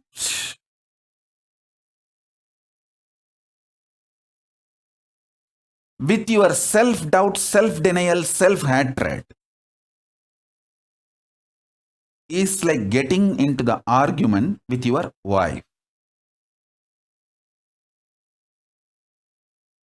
Instead of the word wife, I'll say spouse. Getting into the argument with your spouse is sure way to lose, because she thinks 10 steps ahead of you. By being with you, she knows all the arguments you will present, and she has already prepared all her replies for your arguments. Only then she's calling you for argument. She calls you for the fight only after preparing enough weapons.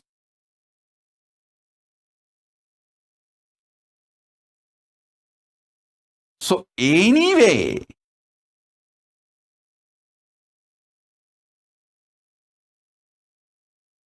you try to start or get dragged into the argument, you are gone. See,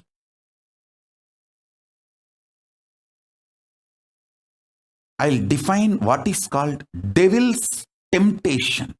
It is not some pleasure like Devakanyas, the angels, Rudrakanyas will come to tempt you with some drug or dance, all those pleasure items. The worst devil's temptation you will face in your life is you thinking, she's calling me for fight. This one argument which she's presenting is very weak argument. I have answer for this.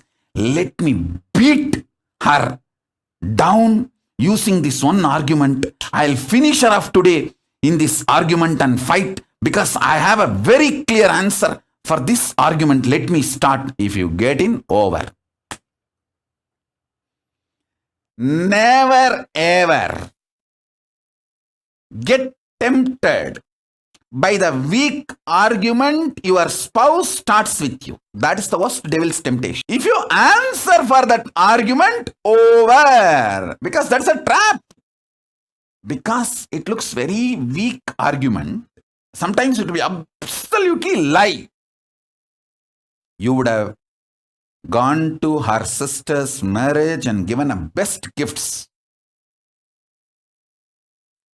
She will straight lie. You did not even come to my sister's marriage. You did not even care about my family. If you think, it's wrong, she's lying, this argument will not stand. Let me remind her. Let me give the facts and figures, throw it in front of her and win over this argument. If you start over, understand? the worst devil's temptation in your life, don't think will be some Ramba, Menaga, Urvasi, how they were sent to disturb the tapas of Vishwamitra. No, don't expect any of that. It is just your spouse giving weak argument or wrong information which is not factual and really tempting you when she presents 10 reasons for today's fight and invites you for the fight, and you try to keep quiet and behave like you don't hear anything and you are still busy with your laptop, tuk, tuk, tuk, tuk, tuk, tuk, tuk. And you even sometimes tell, see, Swamiji's satsang is going on, let's watch this, after that we will talk. But she continues to throw points, and suddenly you get tempted. Oh God, this argument which she is presenting is absolute lie. Factually it is wrong. It's neither in the spirit, nor in the words, nor in the fact, nor in any level. This argument is not right. It is too weak. Let me answer this one argument and finish her off and win the fight. And you get in over. Understand? The weak argument is the bait. Because once you start answering for that weak argument, two things will happen. She knows how to lead you from that weak argument to the next level, and you stupidly lose your calm, cool, collective, composed state, and you are now in the trap of obsessive, compulsive, reactionary pattern. So everything is now triggered from your Swadhisthana Chakra. Listen. Never respond to your self-doubt, self-hatred, self-denial in a good or bad way and to your spouse. Neglect.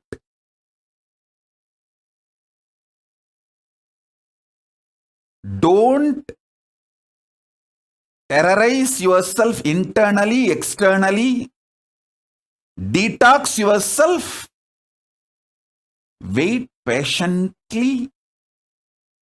Do tapas. Help your spouse to detox himself or herself.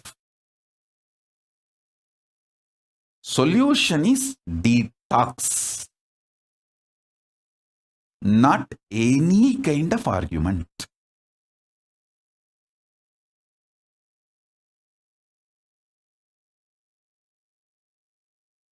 Listen.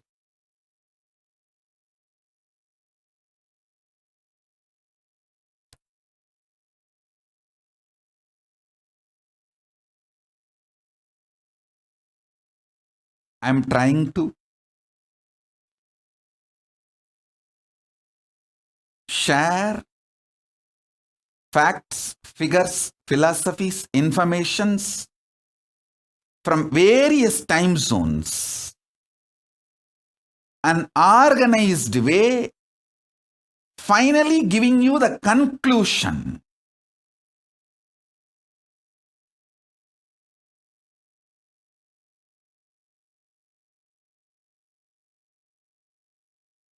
See,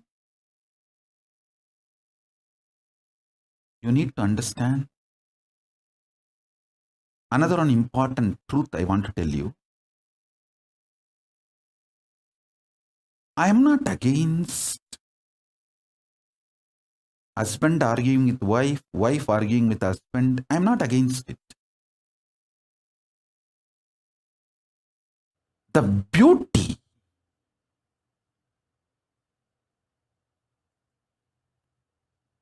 of the arguments is lost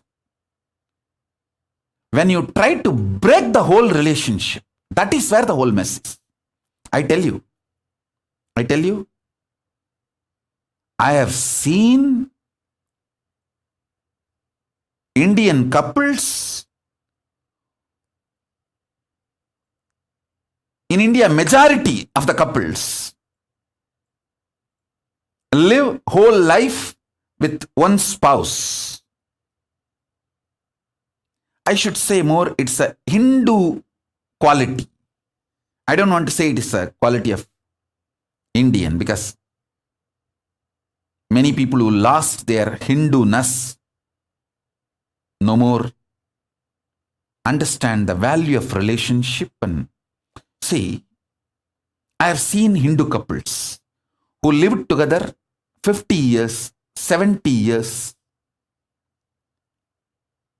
In their old age, it's not that they never had arguments or fights, but even that arguments and fights, they enjoy those memories in their old age and feel proud about it. With all of that, we stayed together. It was such enriching experience. I tell you, if the foundation cannot be broken, all ups and downs become salt, sugar, juice, the navarasa of life. Arusuvayum navarasamum. See, the ups and downs of the life is the navarasa and arusuvai. If the foundation cannot be broken,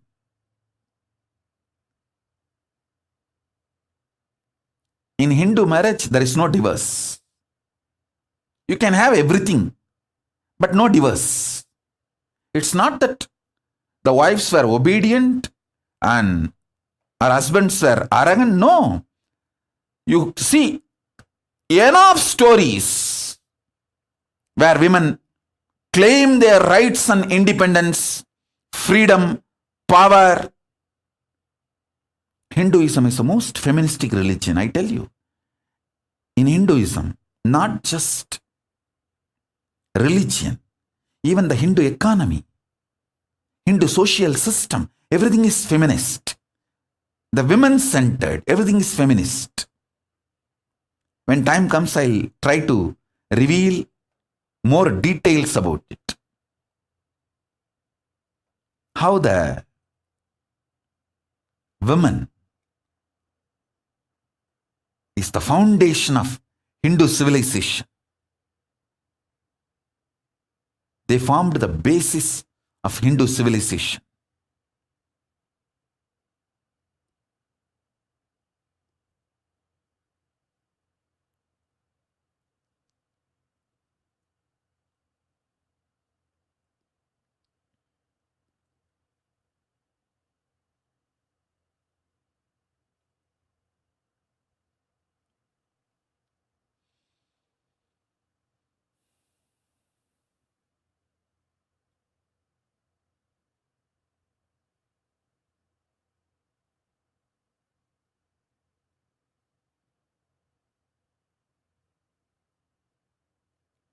Someone asked Ramakrishna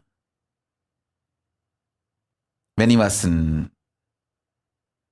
deathbed. Literally, everyone knows that he is going to leave the body soon. I should not use the word deathbed for the great incarnations like him. They never die, but the time to leave their body. Everyone knows that he is going to leave the body. Close, sincere devotees of him, they come and ask him, Bhagavan, how can you leave the body so soon? Still, you have not trained enough people to continue your mission. Only few boys are trained and they are too young. He smiles and says, one woman is enough to carry my mission. She is already trained. Sharada Devi. She is trained enough, she will be the foundation from which this Ramakrishna Sampradaya, this whole civilization, revival will start. And that's true. It is she, Parashakti Jagat Janani Sharada Devi. She formed the foundation for this whole Ramakrishna Sampradaya to flower. I tell you,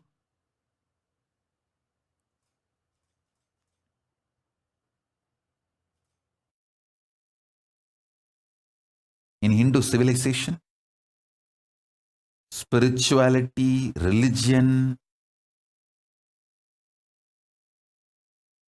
Hindu economy, everything is centered on mother, on women.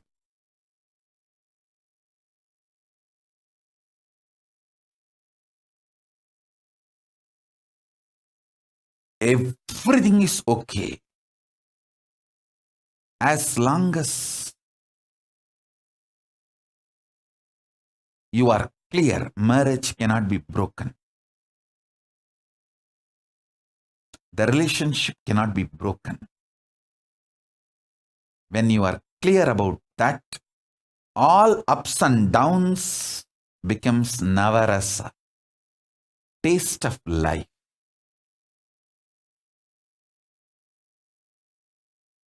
If you break the relationship, then ups and downs no more have meaning in your life. Ups and downs have no meaning in your life if the foundation can be broken. If the foundation cannot be broken, ups and downs becomes a beautiful navarasa of your life.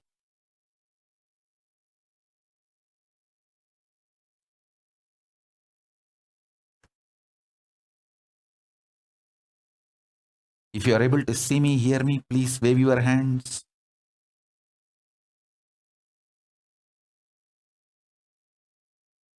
If you are able to see me and hear me, please wave your hands.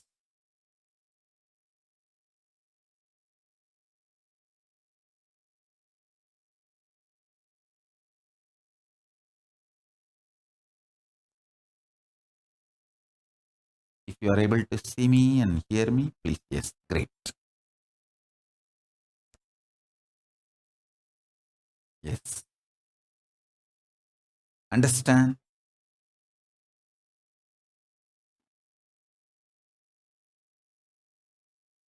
The foundation should not be shaken. That's all. It is so unfortunate that divorce has gone to the extreme in many non-Hindu civilizations. I read an article in US. Someone went to the court and got divorce from his own father. And the court granted the divorce from the father-son relationship. Father-son or father-daughter relationship, whatever. The divorce is being taken to the next level, extremes. I tell you,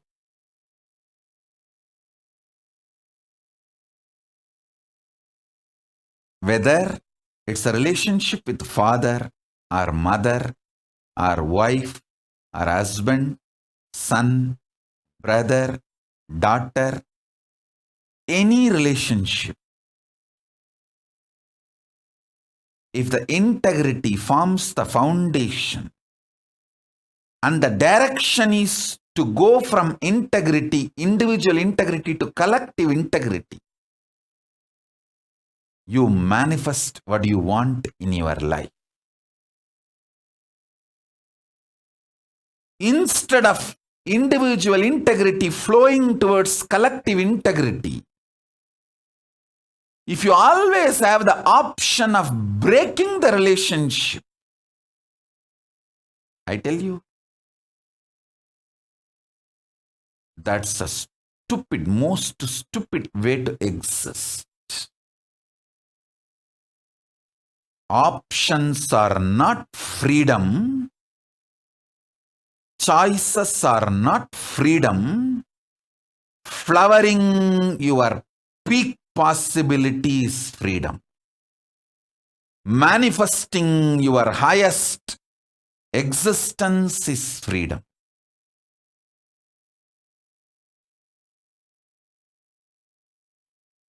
The cosmic definition of freedom is manifesting the highest existence, not just options and choices.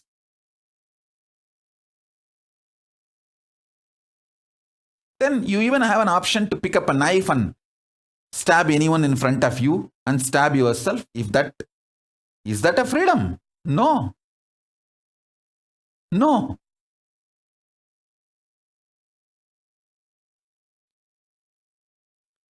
Choices and options are not freedom.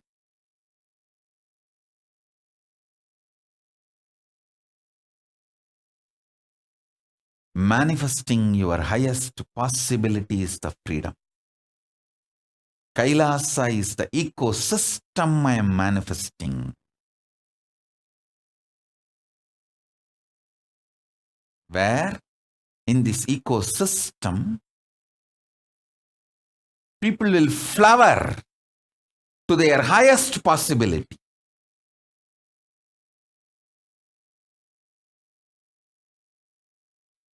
When people are feeling bored, couples are feeling bored, tired, that middle age boredom and tiredness hits them, they should be given the science of Tantra. They should try to find oneness, not just body alone, through the mind, the common goals, common emotions, commonly what they enjoy, art, science, different fields.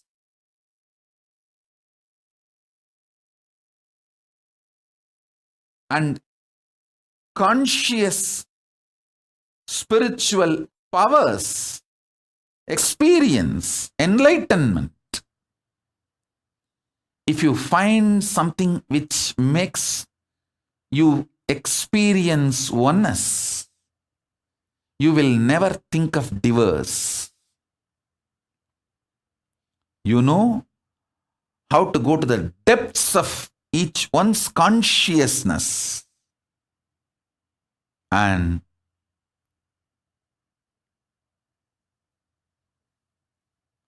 manifest oneness. You will not feel tired or bored with the other person. You know there's so much to explore. So much of possibility is there. This is the science of Tantra.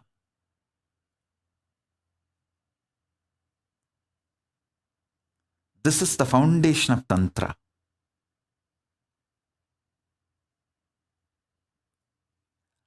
KAILASA is all about ecosystem which makes you manifest this great cosmic sciences, possibilities, powers. Whatever I am talking, making it all this as a reality. Making an ecosystem where all this is life, really life. I realized we need a political sovereignty to make all this into reality. Where the collective integrity is the law of life. So that you are always focused.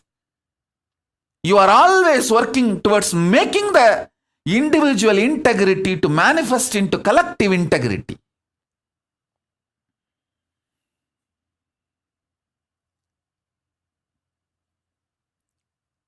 The cosmic law for an individual being is, let you be always focused, making your individual integrity to collective integrity. if you are always in the mood of breaking the collective integrity, you will lose even individual integrity. You should always be in the mood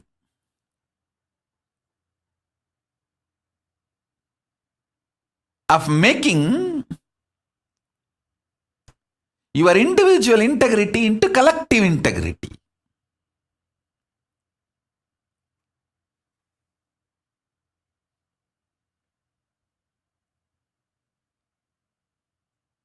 Understand?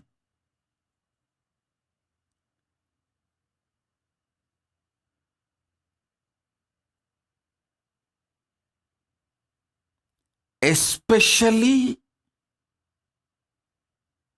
when it comes to guru-disciple relationship, the option to drop does not exist because it is janma vrata, bandha. It's a relationship of janmas and janmas, births after births. Only due to the tapas of so many births, you even feel connected. And after getting connected, you only have to grow more and more in collective integrity. I realized one thing. We need a politically sovereign place for making this great cosmic law of life, the collective integrity, to make as law of our existence. Only then the human beings will evolve and manifest Paramashiva. The whole focus will be on manifesting Paramashivatva. It will not be stupid options of whether I can break this today, break that today. Freedom to break, choices to break is not freedom. Freedom to make it is freedom. Freedom to make it is freedom. I tell you, I have seen the couples who lived together 50 years, 75 years. It's not that they did not have difference of opinion or struggles. They had everything. But never physically they collapsed or mentally they collapsed. Never they lost mind. Never there's a mental breakdown. Nothing. They just know the option of breaking does not exist. So it has to only flow towards collective integrity. And the most beautiful physical, mental, healthy beings I have seen is the couples who lived together only with the focus of collective integrity, without even the option of breaking or divorce. That is why I insist on all my followers, all Hindus. If you are a practicing Hindu, forget the question of divorce. Look into all other options of how to make it work. Only that options you have. Neither sannyasa vrata, which is done through Vraja Homa, invoking all the gods. Neither sannyas vrata can be broken, nor marriage can be broken. Hindu marriage has no divorce. And I know I am talking not just to common mass individuals. Soumya from Hyderabad, I am talking to you all. Maitreyi, I am talking to you.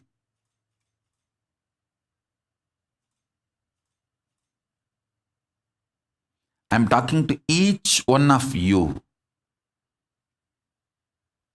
So many names I don't want to take here in public.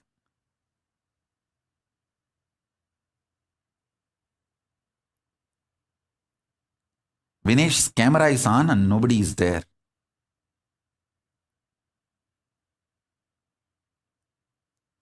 I'm talking to every one of you. Growing the individual integrity into collective integrity is the only option we have.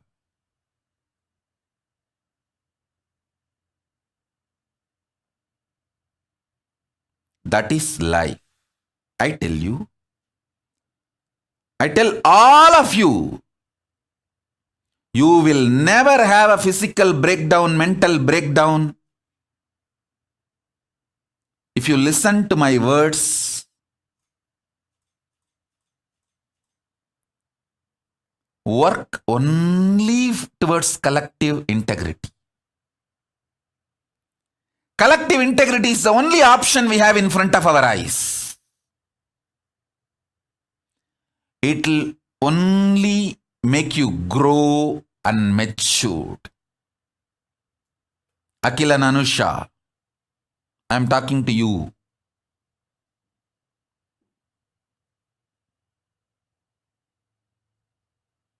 I am talking to each one of you.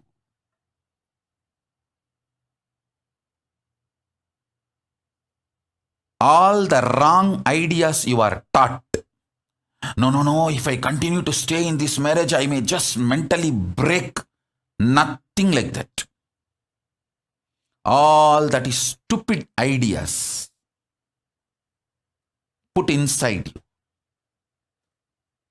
You just need to get out of this reactionary, compulsive reactionary patterns and system. Have tapas to do individual integrity to manifest as collective integrity. Listen, Kailasa is the ecosystem where only people who commit collective integrity is their life. It is not only spiritual understanding, even law. Only that kind of people are going to be in Kailasa. So, this kind of people create the right ecosystem where the real life positivity manifests. Whole life is focused on collective integrity.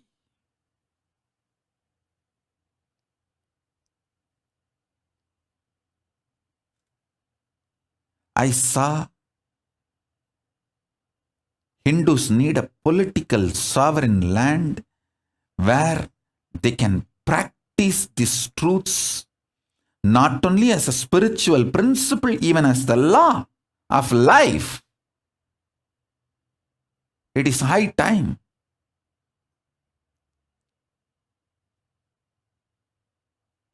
That's why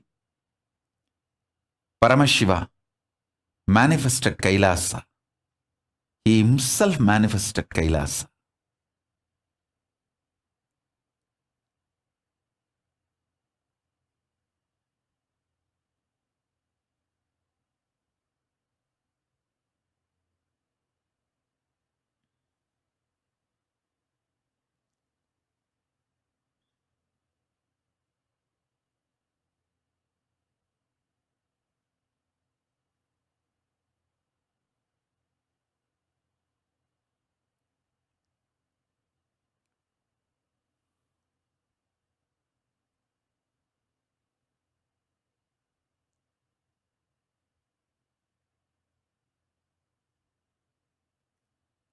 In Kailasa, you have all options, all knowledge, all sciences, all the best things to make collective integrity happen, other than divorce. You can't break. Other than that, you will get everything best. You will have the knowledge of Tantra. You will have all the other alternative arrangements to make things work, evolve, manifest the individual integrity into collective integrity, understandings, ambience.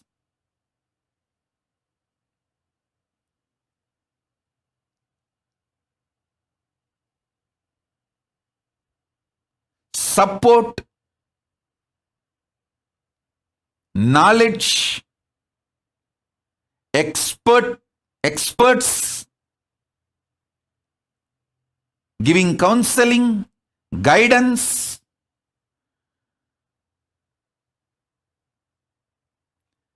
When couples have problems, there should not be divorce courts. There should be completion courts where people are supported and helped.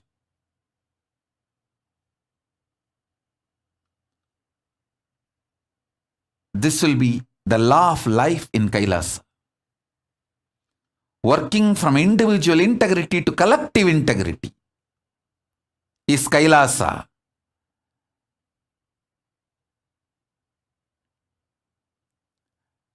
Not working on collective integrity and slowly losing even individual integrity is spiritual suicide.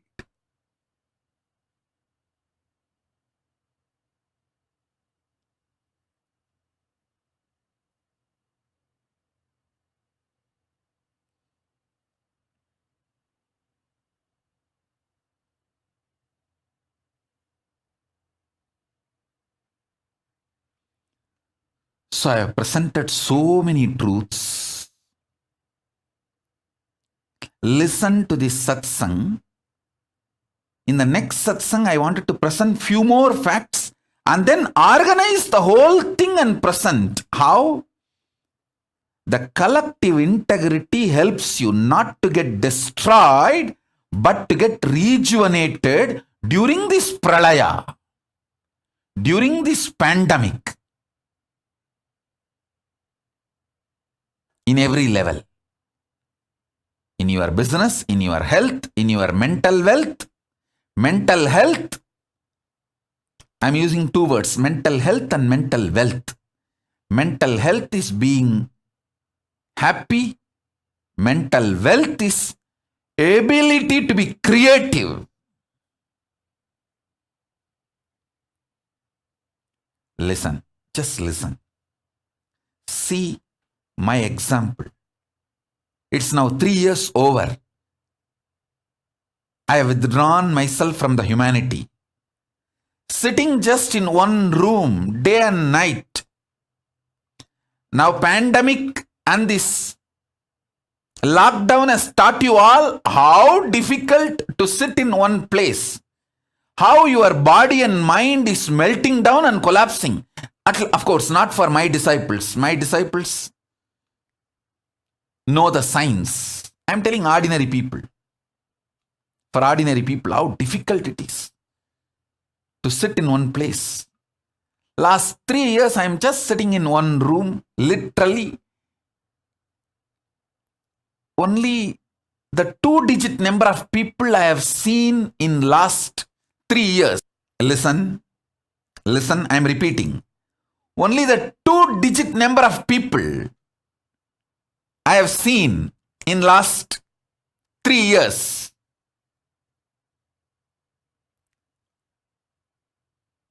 Per day, I see only 1-digit number of people who give me little juice which I am drinking, like a neem juice or some herbs. I dropped this habit of regular eating or regular sleeping. Both doesn't exist for me.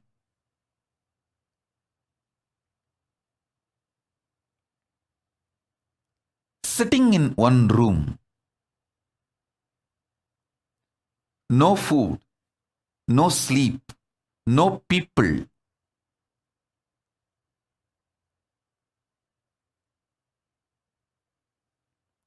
My body has not melted down, means collapsed. My body has not collapsed.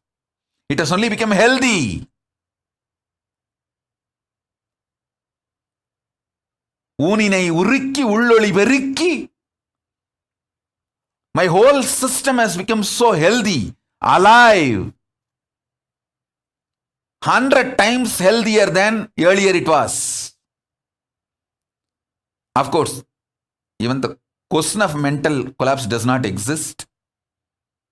Not only neither my mind collapsed, it is so alive, active, creative. manifesting all the great gifts of Kailasa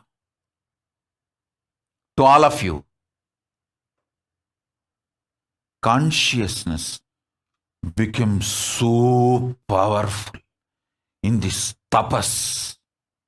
It can manifest anywhere, anything, for anyone, wherever you are.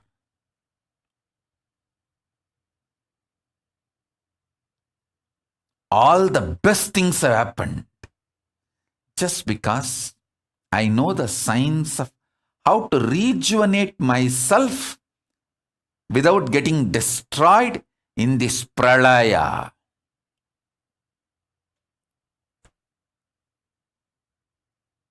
In this pralaya, great deluge, if you get destroyed, you are fool, stupid. Your ideas about yourself and life, everything is wrong. Instead of getting destroyed, if you get rejuvenated, you are right. Everything you have about you, you know about you, life, everything is right. Right things get rejuvenated, wrong things get destroyed in this pralaya.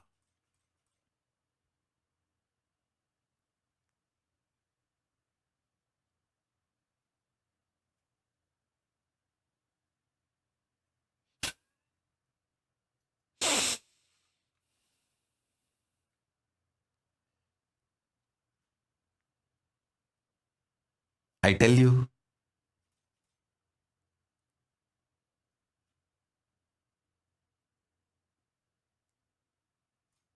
all the strategies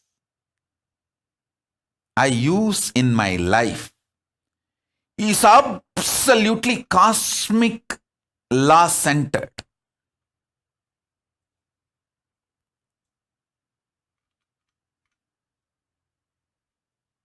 Paramashivoham,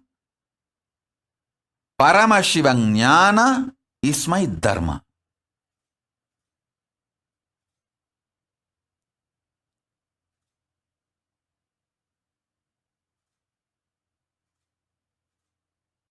I am absolutely dharmic. Listen, Nithyananda haters. One of the biggest thing boils them, they can't tolerate is, they have an idea that I am not dharmic, but I am successful because I am strategic. Fools need to realize, actually I am successful because I am dharmic and I am not intelligent enough to be strategic. Cosmic dharma is my strategy. I have no other intelligence to be any strategic. I am a mere village boy. Hey, understand? The people who destroy themselves by trying to destroy me, the people who strategize to destroy me are not small guys. They are extremely cunning strategists.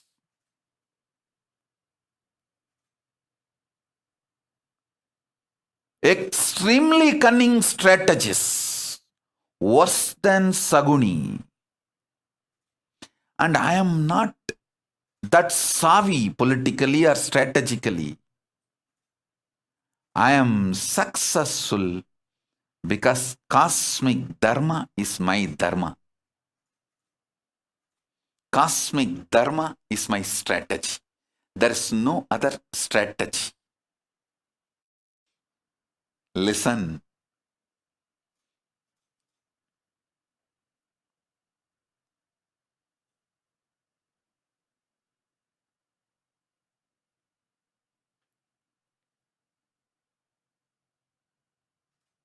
All those out there, Nithyananda haters, listen carefully. The anti-Hindu elements, listen carefully. Hindu-phobic elements.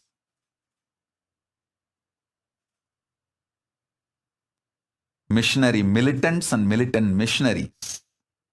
Listen carefully. I am successful because cosmic dharma is my strategy.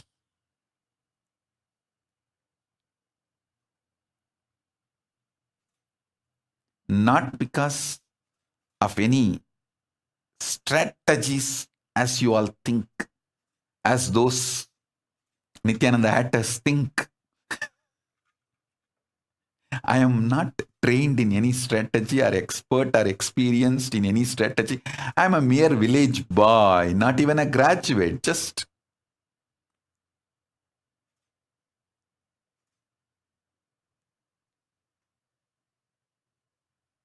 uneducated as per the Western standard. Fortunately educated only under my gurus. I tell you, if you are a youth and you are educated only under your guru and not educated under any other institution, organization, anything else, only Gurukul, you are the most blessed being.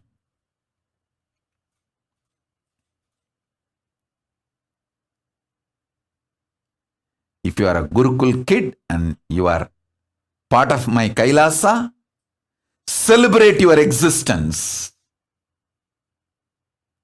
Celebrate your existence. Soon world will realize you guys are the best beings because cosmic dharma will be your strategy.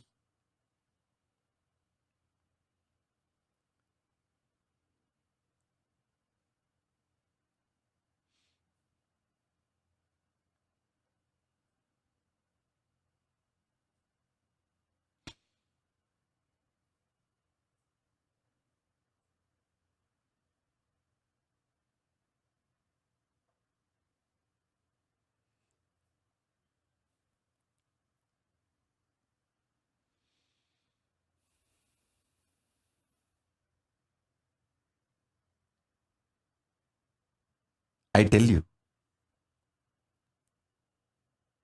the people who tried to destroy me and my Sangha,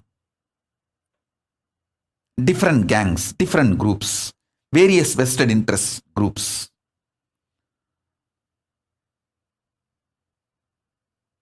some of them are international strategists. My project is the first failure they faced. That kind of a powerful strategist.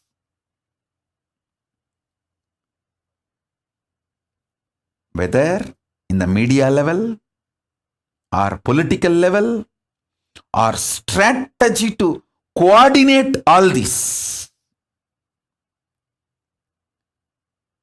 In multiple levels, these multiple gangs, mafias, terrorist gang, which tried to eliminate me and my mission, they are international strategists, very powerful people. As I said, their first failure is the war they waged against me.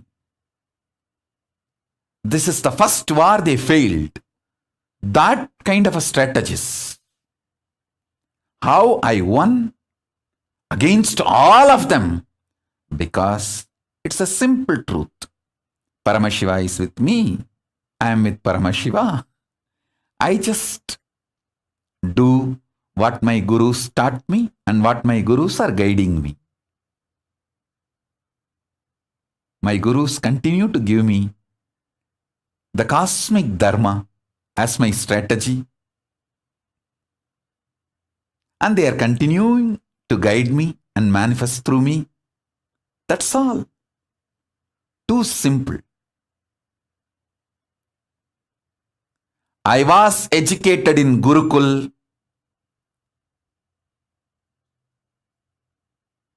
And I am still in my Gurukul with my gurus.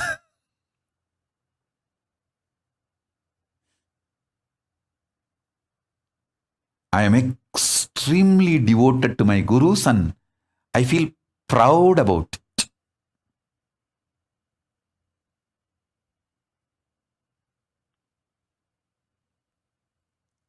That is why these international strategist gangs failed utterly and bitterly.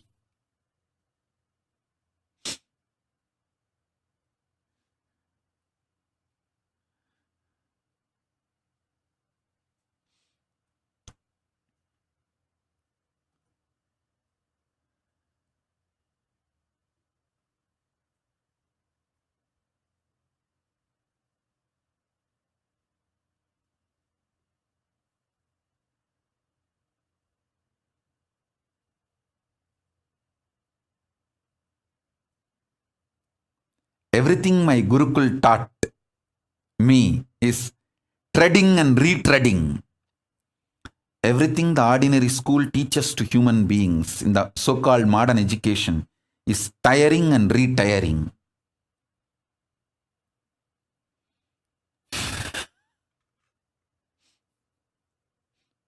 Tiring and retiring is the so-called anti-Hindu education,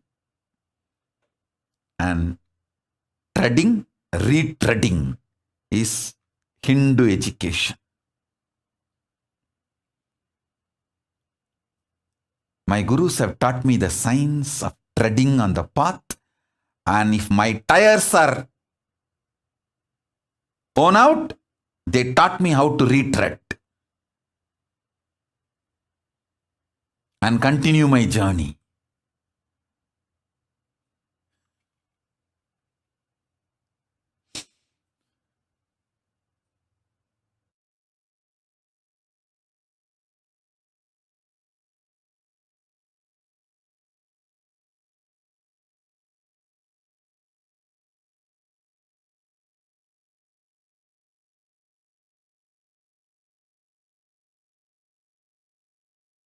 I'll give you more revelations, more truths, more understandings from various angles of Shastra Pramana, Apta Pramana, Atma Pramana, Pratyaksha Pramana, in multi-level, and Sakshi Pramanas in multi-level, to help you all to understand how the collective integrity, when you work towards collective integrity, you get rejuvenated, not get destroyed in this whole pralaya, and you become life positive intensely.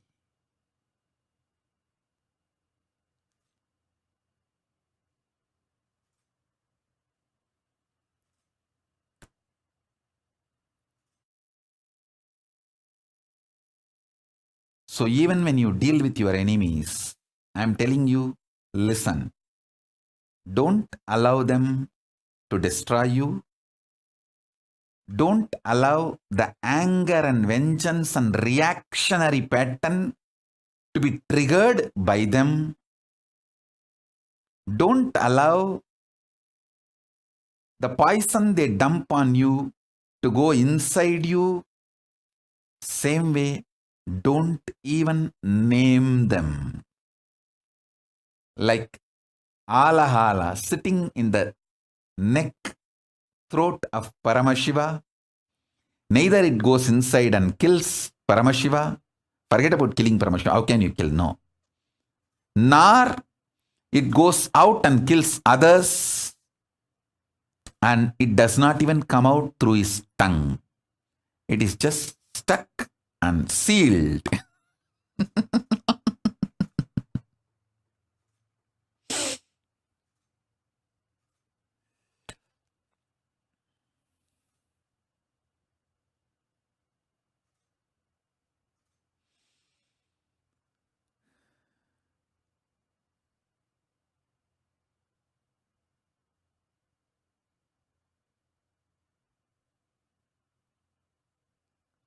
So do Vakyartha Sadas on collective integrity. All my Sangha, the Kailasa, all over the world, listen, each one of you, even if you work with a small number of people, if you build collective integrity, you become a leader, you manifest Paramashiva, you become part of the Kailasa. Not just individual integrity, it is all about collective integrity.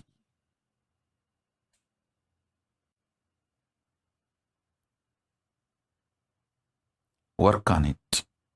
Work on it. Work on it. First, make people understand collective integrity should be law of life. So whoever commits for that, take them as part of your team and then help guide work. See, people who don't even want to commit for this collective integrity, you can't do anything with them. Let them have their team then. You form your team with people who accept collective integrity as the common goal and who are ready to work for it, struggle for it, manifest it. Good or bad, ups or downs, we will all stay together and make collective integrity happen.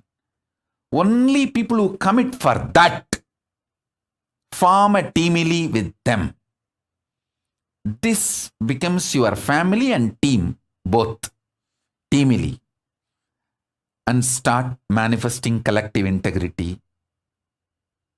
You will be successful in individual level and team level and cosmic level, Kailasa level itself.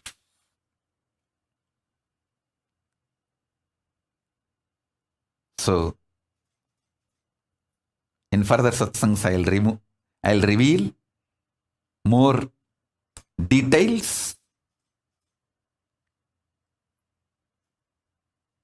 Each one who want to be leader, part of Kailasa. I know so many of you want to be part of Kailasa, like Sri Chidambara and Ma Premaya, Tushi, Ma Divyananda, Snehamayi, Muktika, Akil and Anusha. So many of you want to be part of Kailasa. All of you start building your teamily now. As people who want to commit that collective integrity is their life, ups or downs, good or bad, right or wrong, they are going to be together and make collective integrity happen.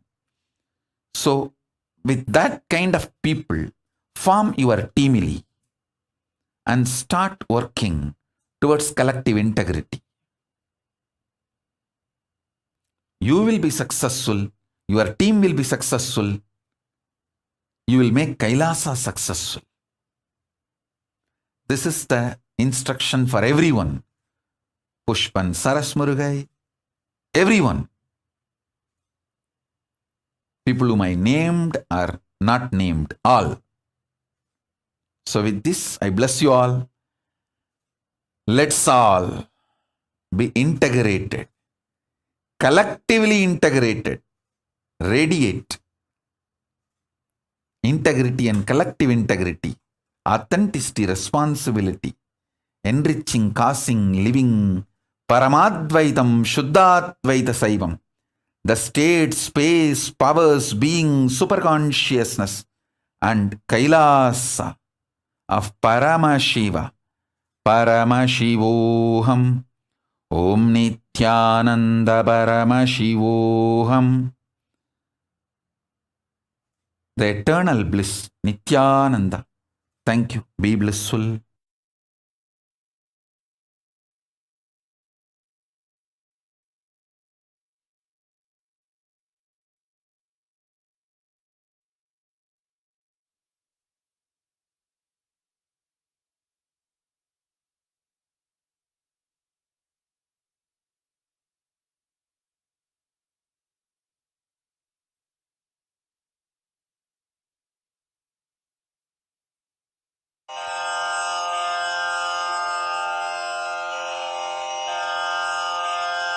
श्रीकैलासोन्नतद्वादशान्तश्यामलापीठारूढ श्रीमीनाक्षि सुन्दरेश्वरा भिन्नस्वरूप परशिवपुत्र रत्न कुमार गुरुमण्यतुल्यावतार श्रीपार्वती स्तन्यपानलब्ध दिव्यज्ञान विश्रुत सकल निगमागमसारभूत द्राविड वेद प्रवक्त्रे श्रीमत्परमशिव करुणा समधिगत मुक्तामय चतुरश्रयान गीयमान छत्र चामर श्रीचिह्न काहलादि समस्त बिरदावल्यलङ्कृत ज्ञान विज्ञान चक्रवर्ती सर्वजन संघ सद्यो निर्वाण दीक्षा व्ययापवर्गवर्ष विश्राण जीमूत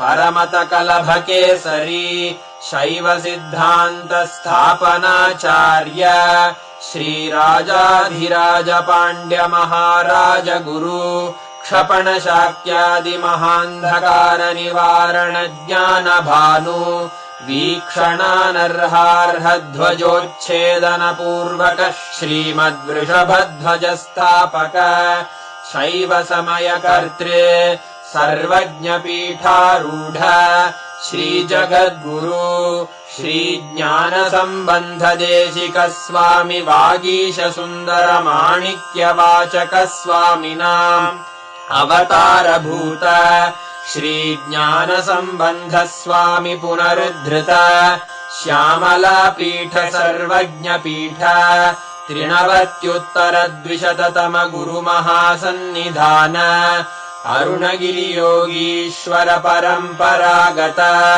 अरुणाचल सर्वज्ञ पीठ गुरु महासन्निधान कैलास परंपरागत कांची कैलास सर्वज्ञ पीठ त्रयस्त्रिंशदुत्तर द्विशततम गुरु महासन्निधान नित्योत्सव नित्य मंगल नित्य कल्याण नित्य रजित कैलास परंपरागत आदि कैलास नित्यानंद पीठ महासंस्थान महासिंहासन पीठ कर्तः साक्षात् श्री परमशिव समुद्भूत कैलास परंपरागत वैवस्वत मनु इक्ष्वाकु हरिश्चंद्र भगीरथ श्रीरामचंद्र शूरसेन इत्यादि अनवच्छिन्न सार्वभौम चक्रवर्ती परंपरागत चतुष्षष्टि योगिनी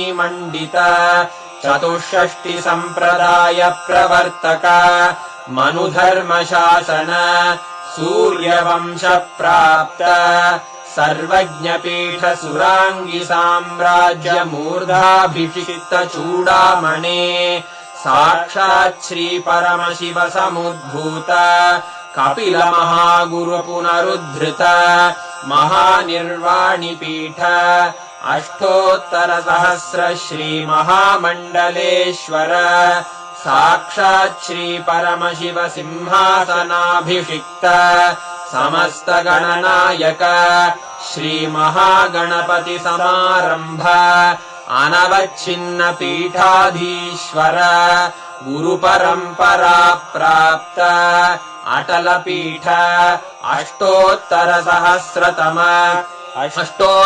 सहस्र श्री अटल पीठाधीश्वर धर्म मुक्ति स्वर्गपुर स्वर्ण पीठ त्रयोविंश गुरु महासन्निधान कैलास परंपरागत आदिपीठ सर्वज्ञ पीठ जगद्गुरो श्री कैलास पुनरुद्धारक श्री कैलास परमाचार्य श्रीमत्परमहंस परिव्राजकाचार्य वर्य सच्चिदानंद प्रणव स्वरूप श्रोत्रिय ब्रह्मनिष्ठ श्रीमज्जगद्गुरु श्रील श्री भगवत् श्री नित्यानंद परमशिव श्री ज्ञान संबंध देशिक परमाचार्य स्वामिन् अत्रागत्य परिपाल्य च अस्मान् विज्ञान वितरणेन विजयी भव जय जय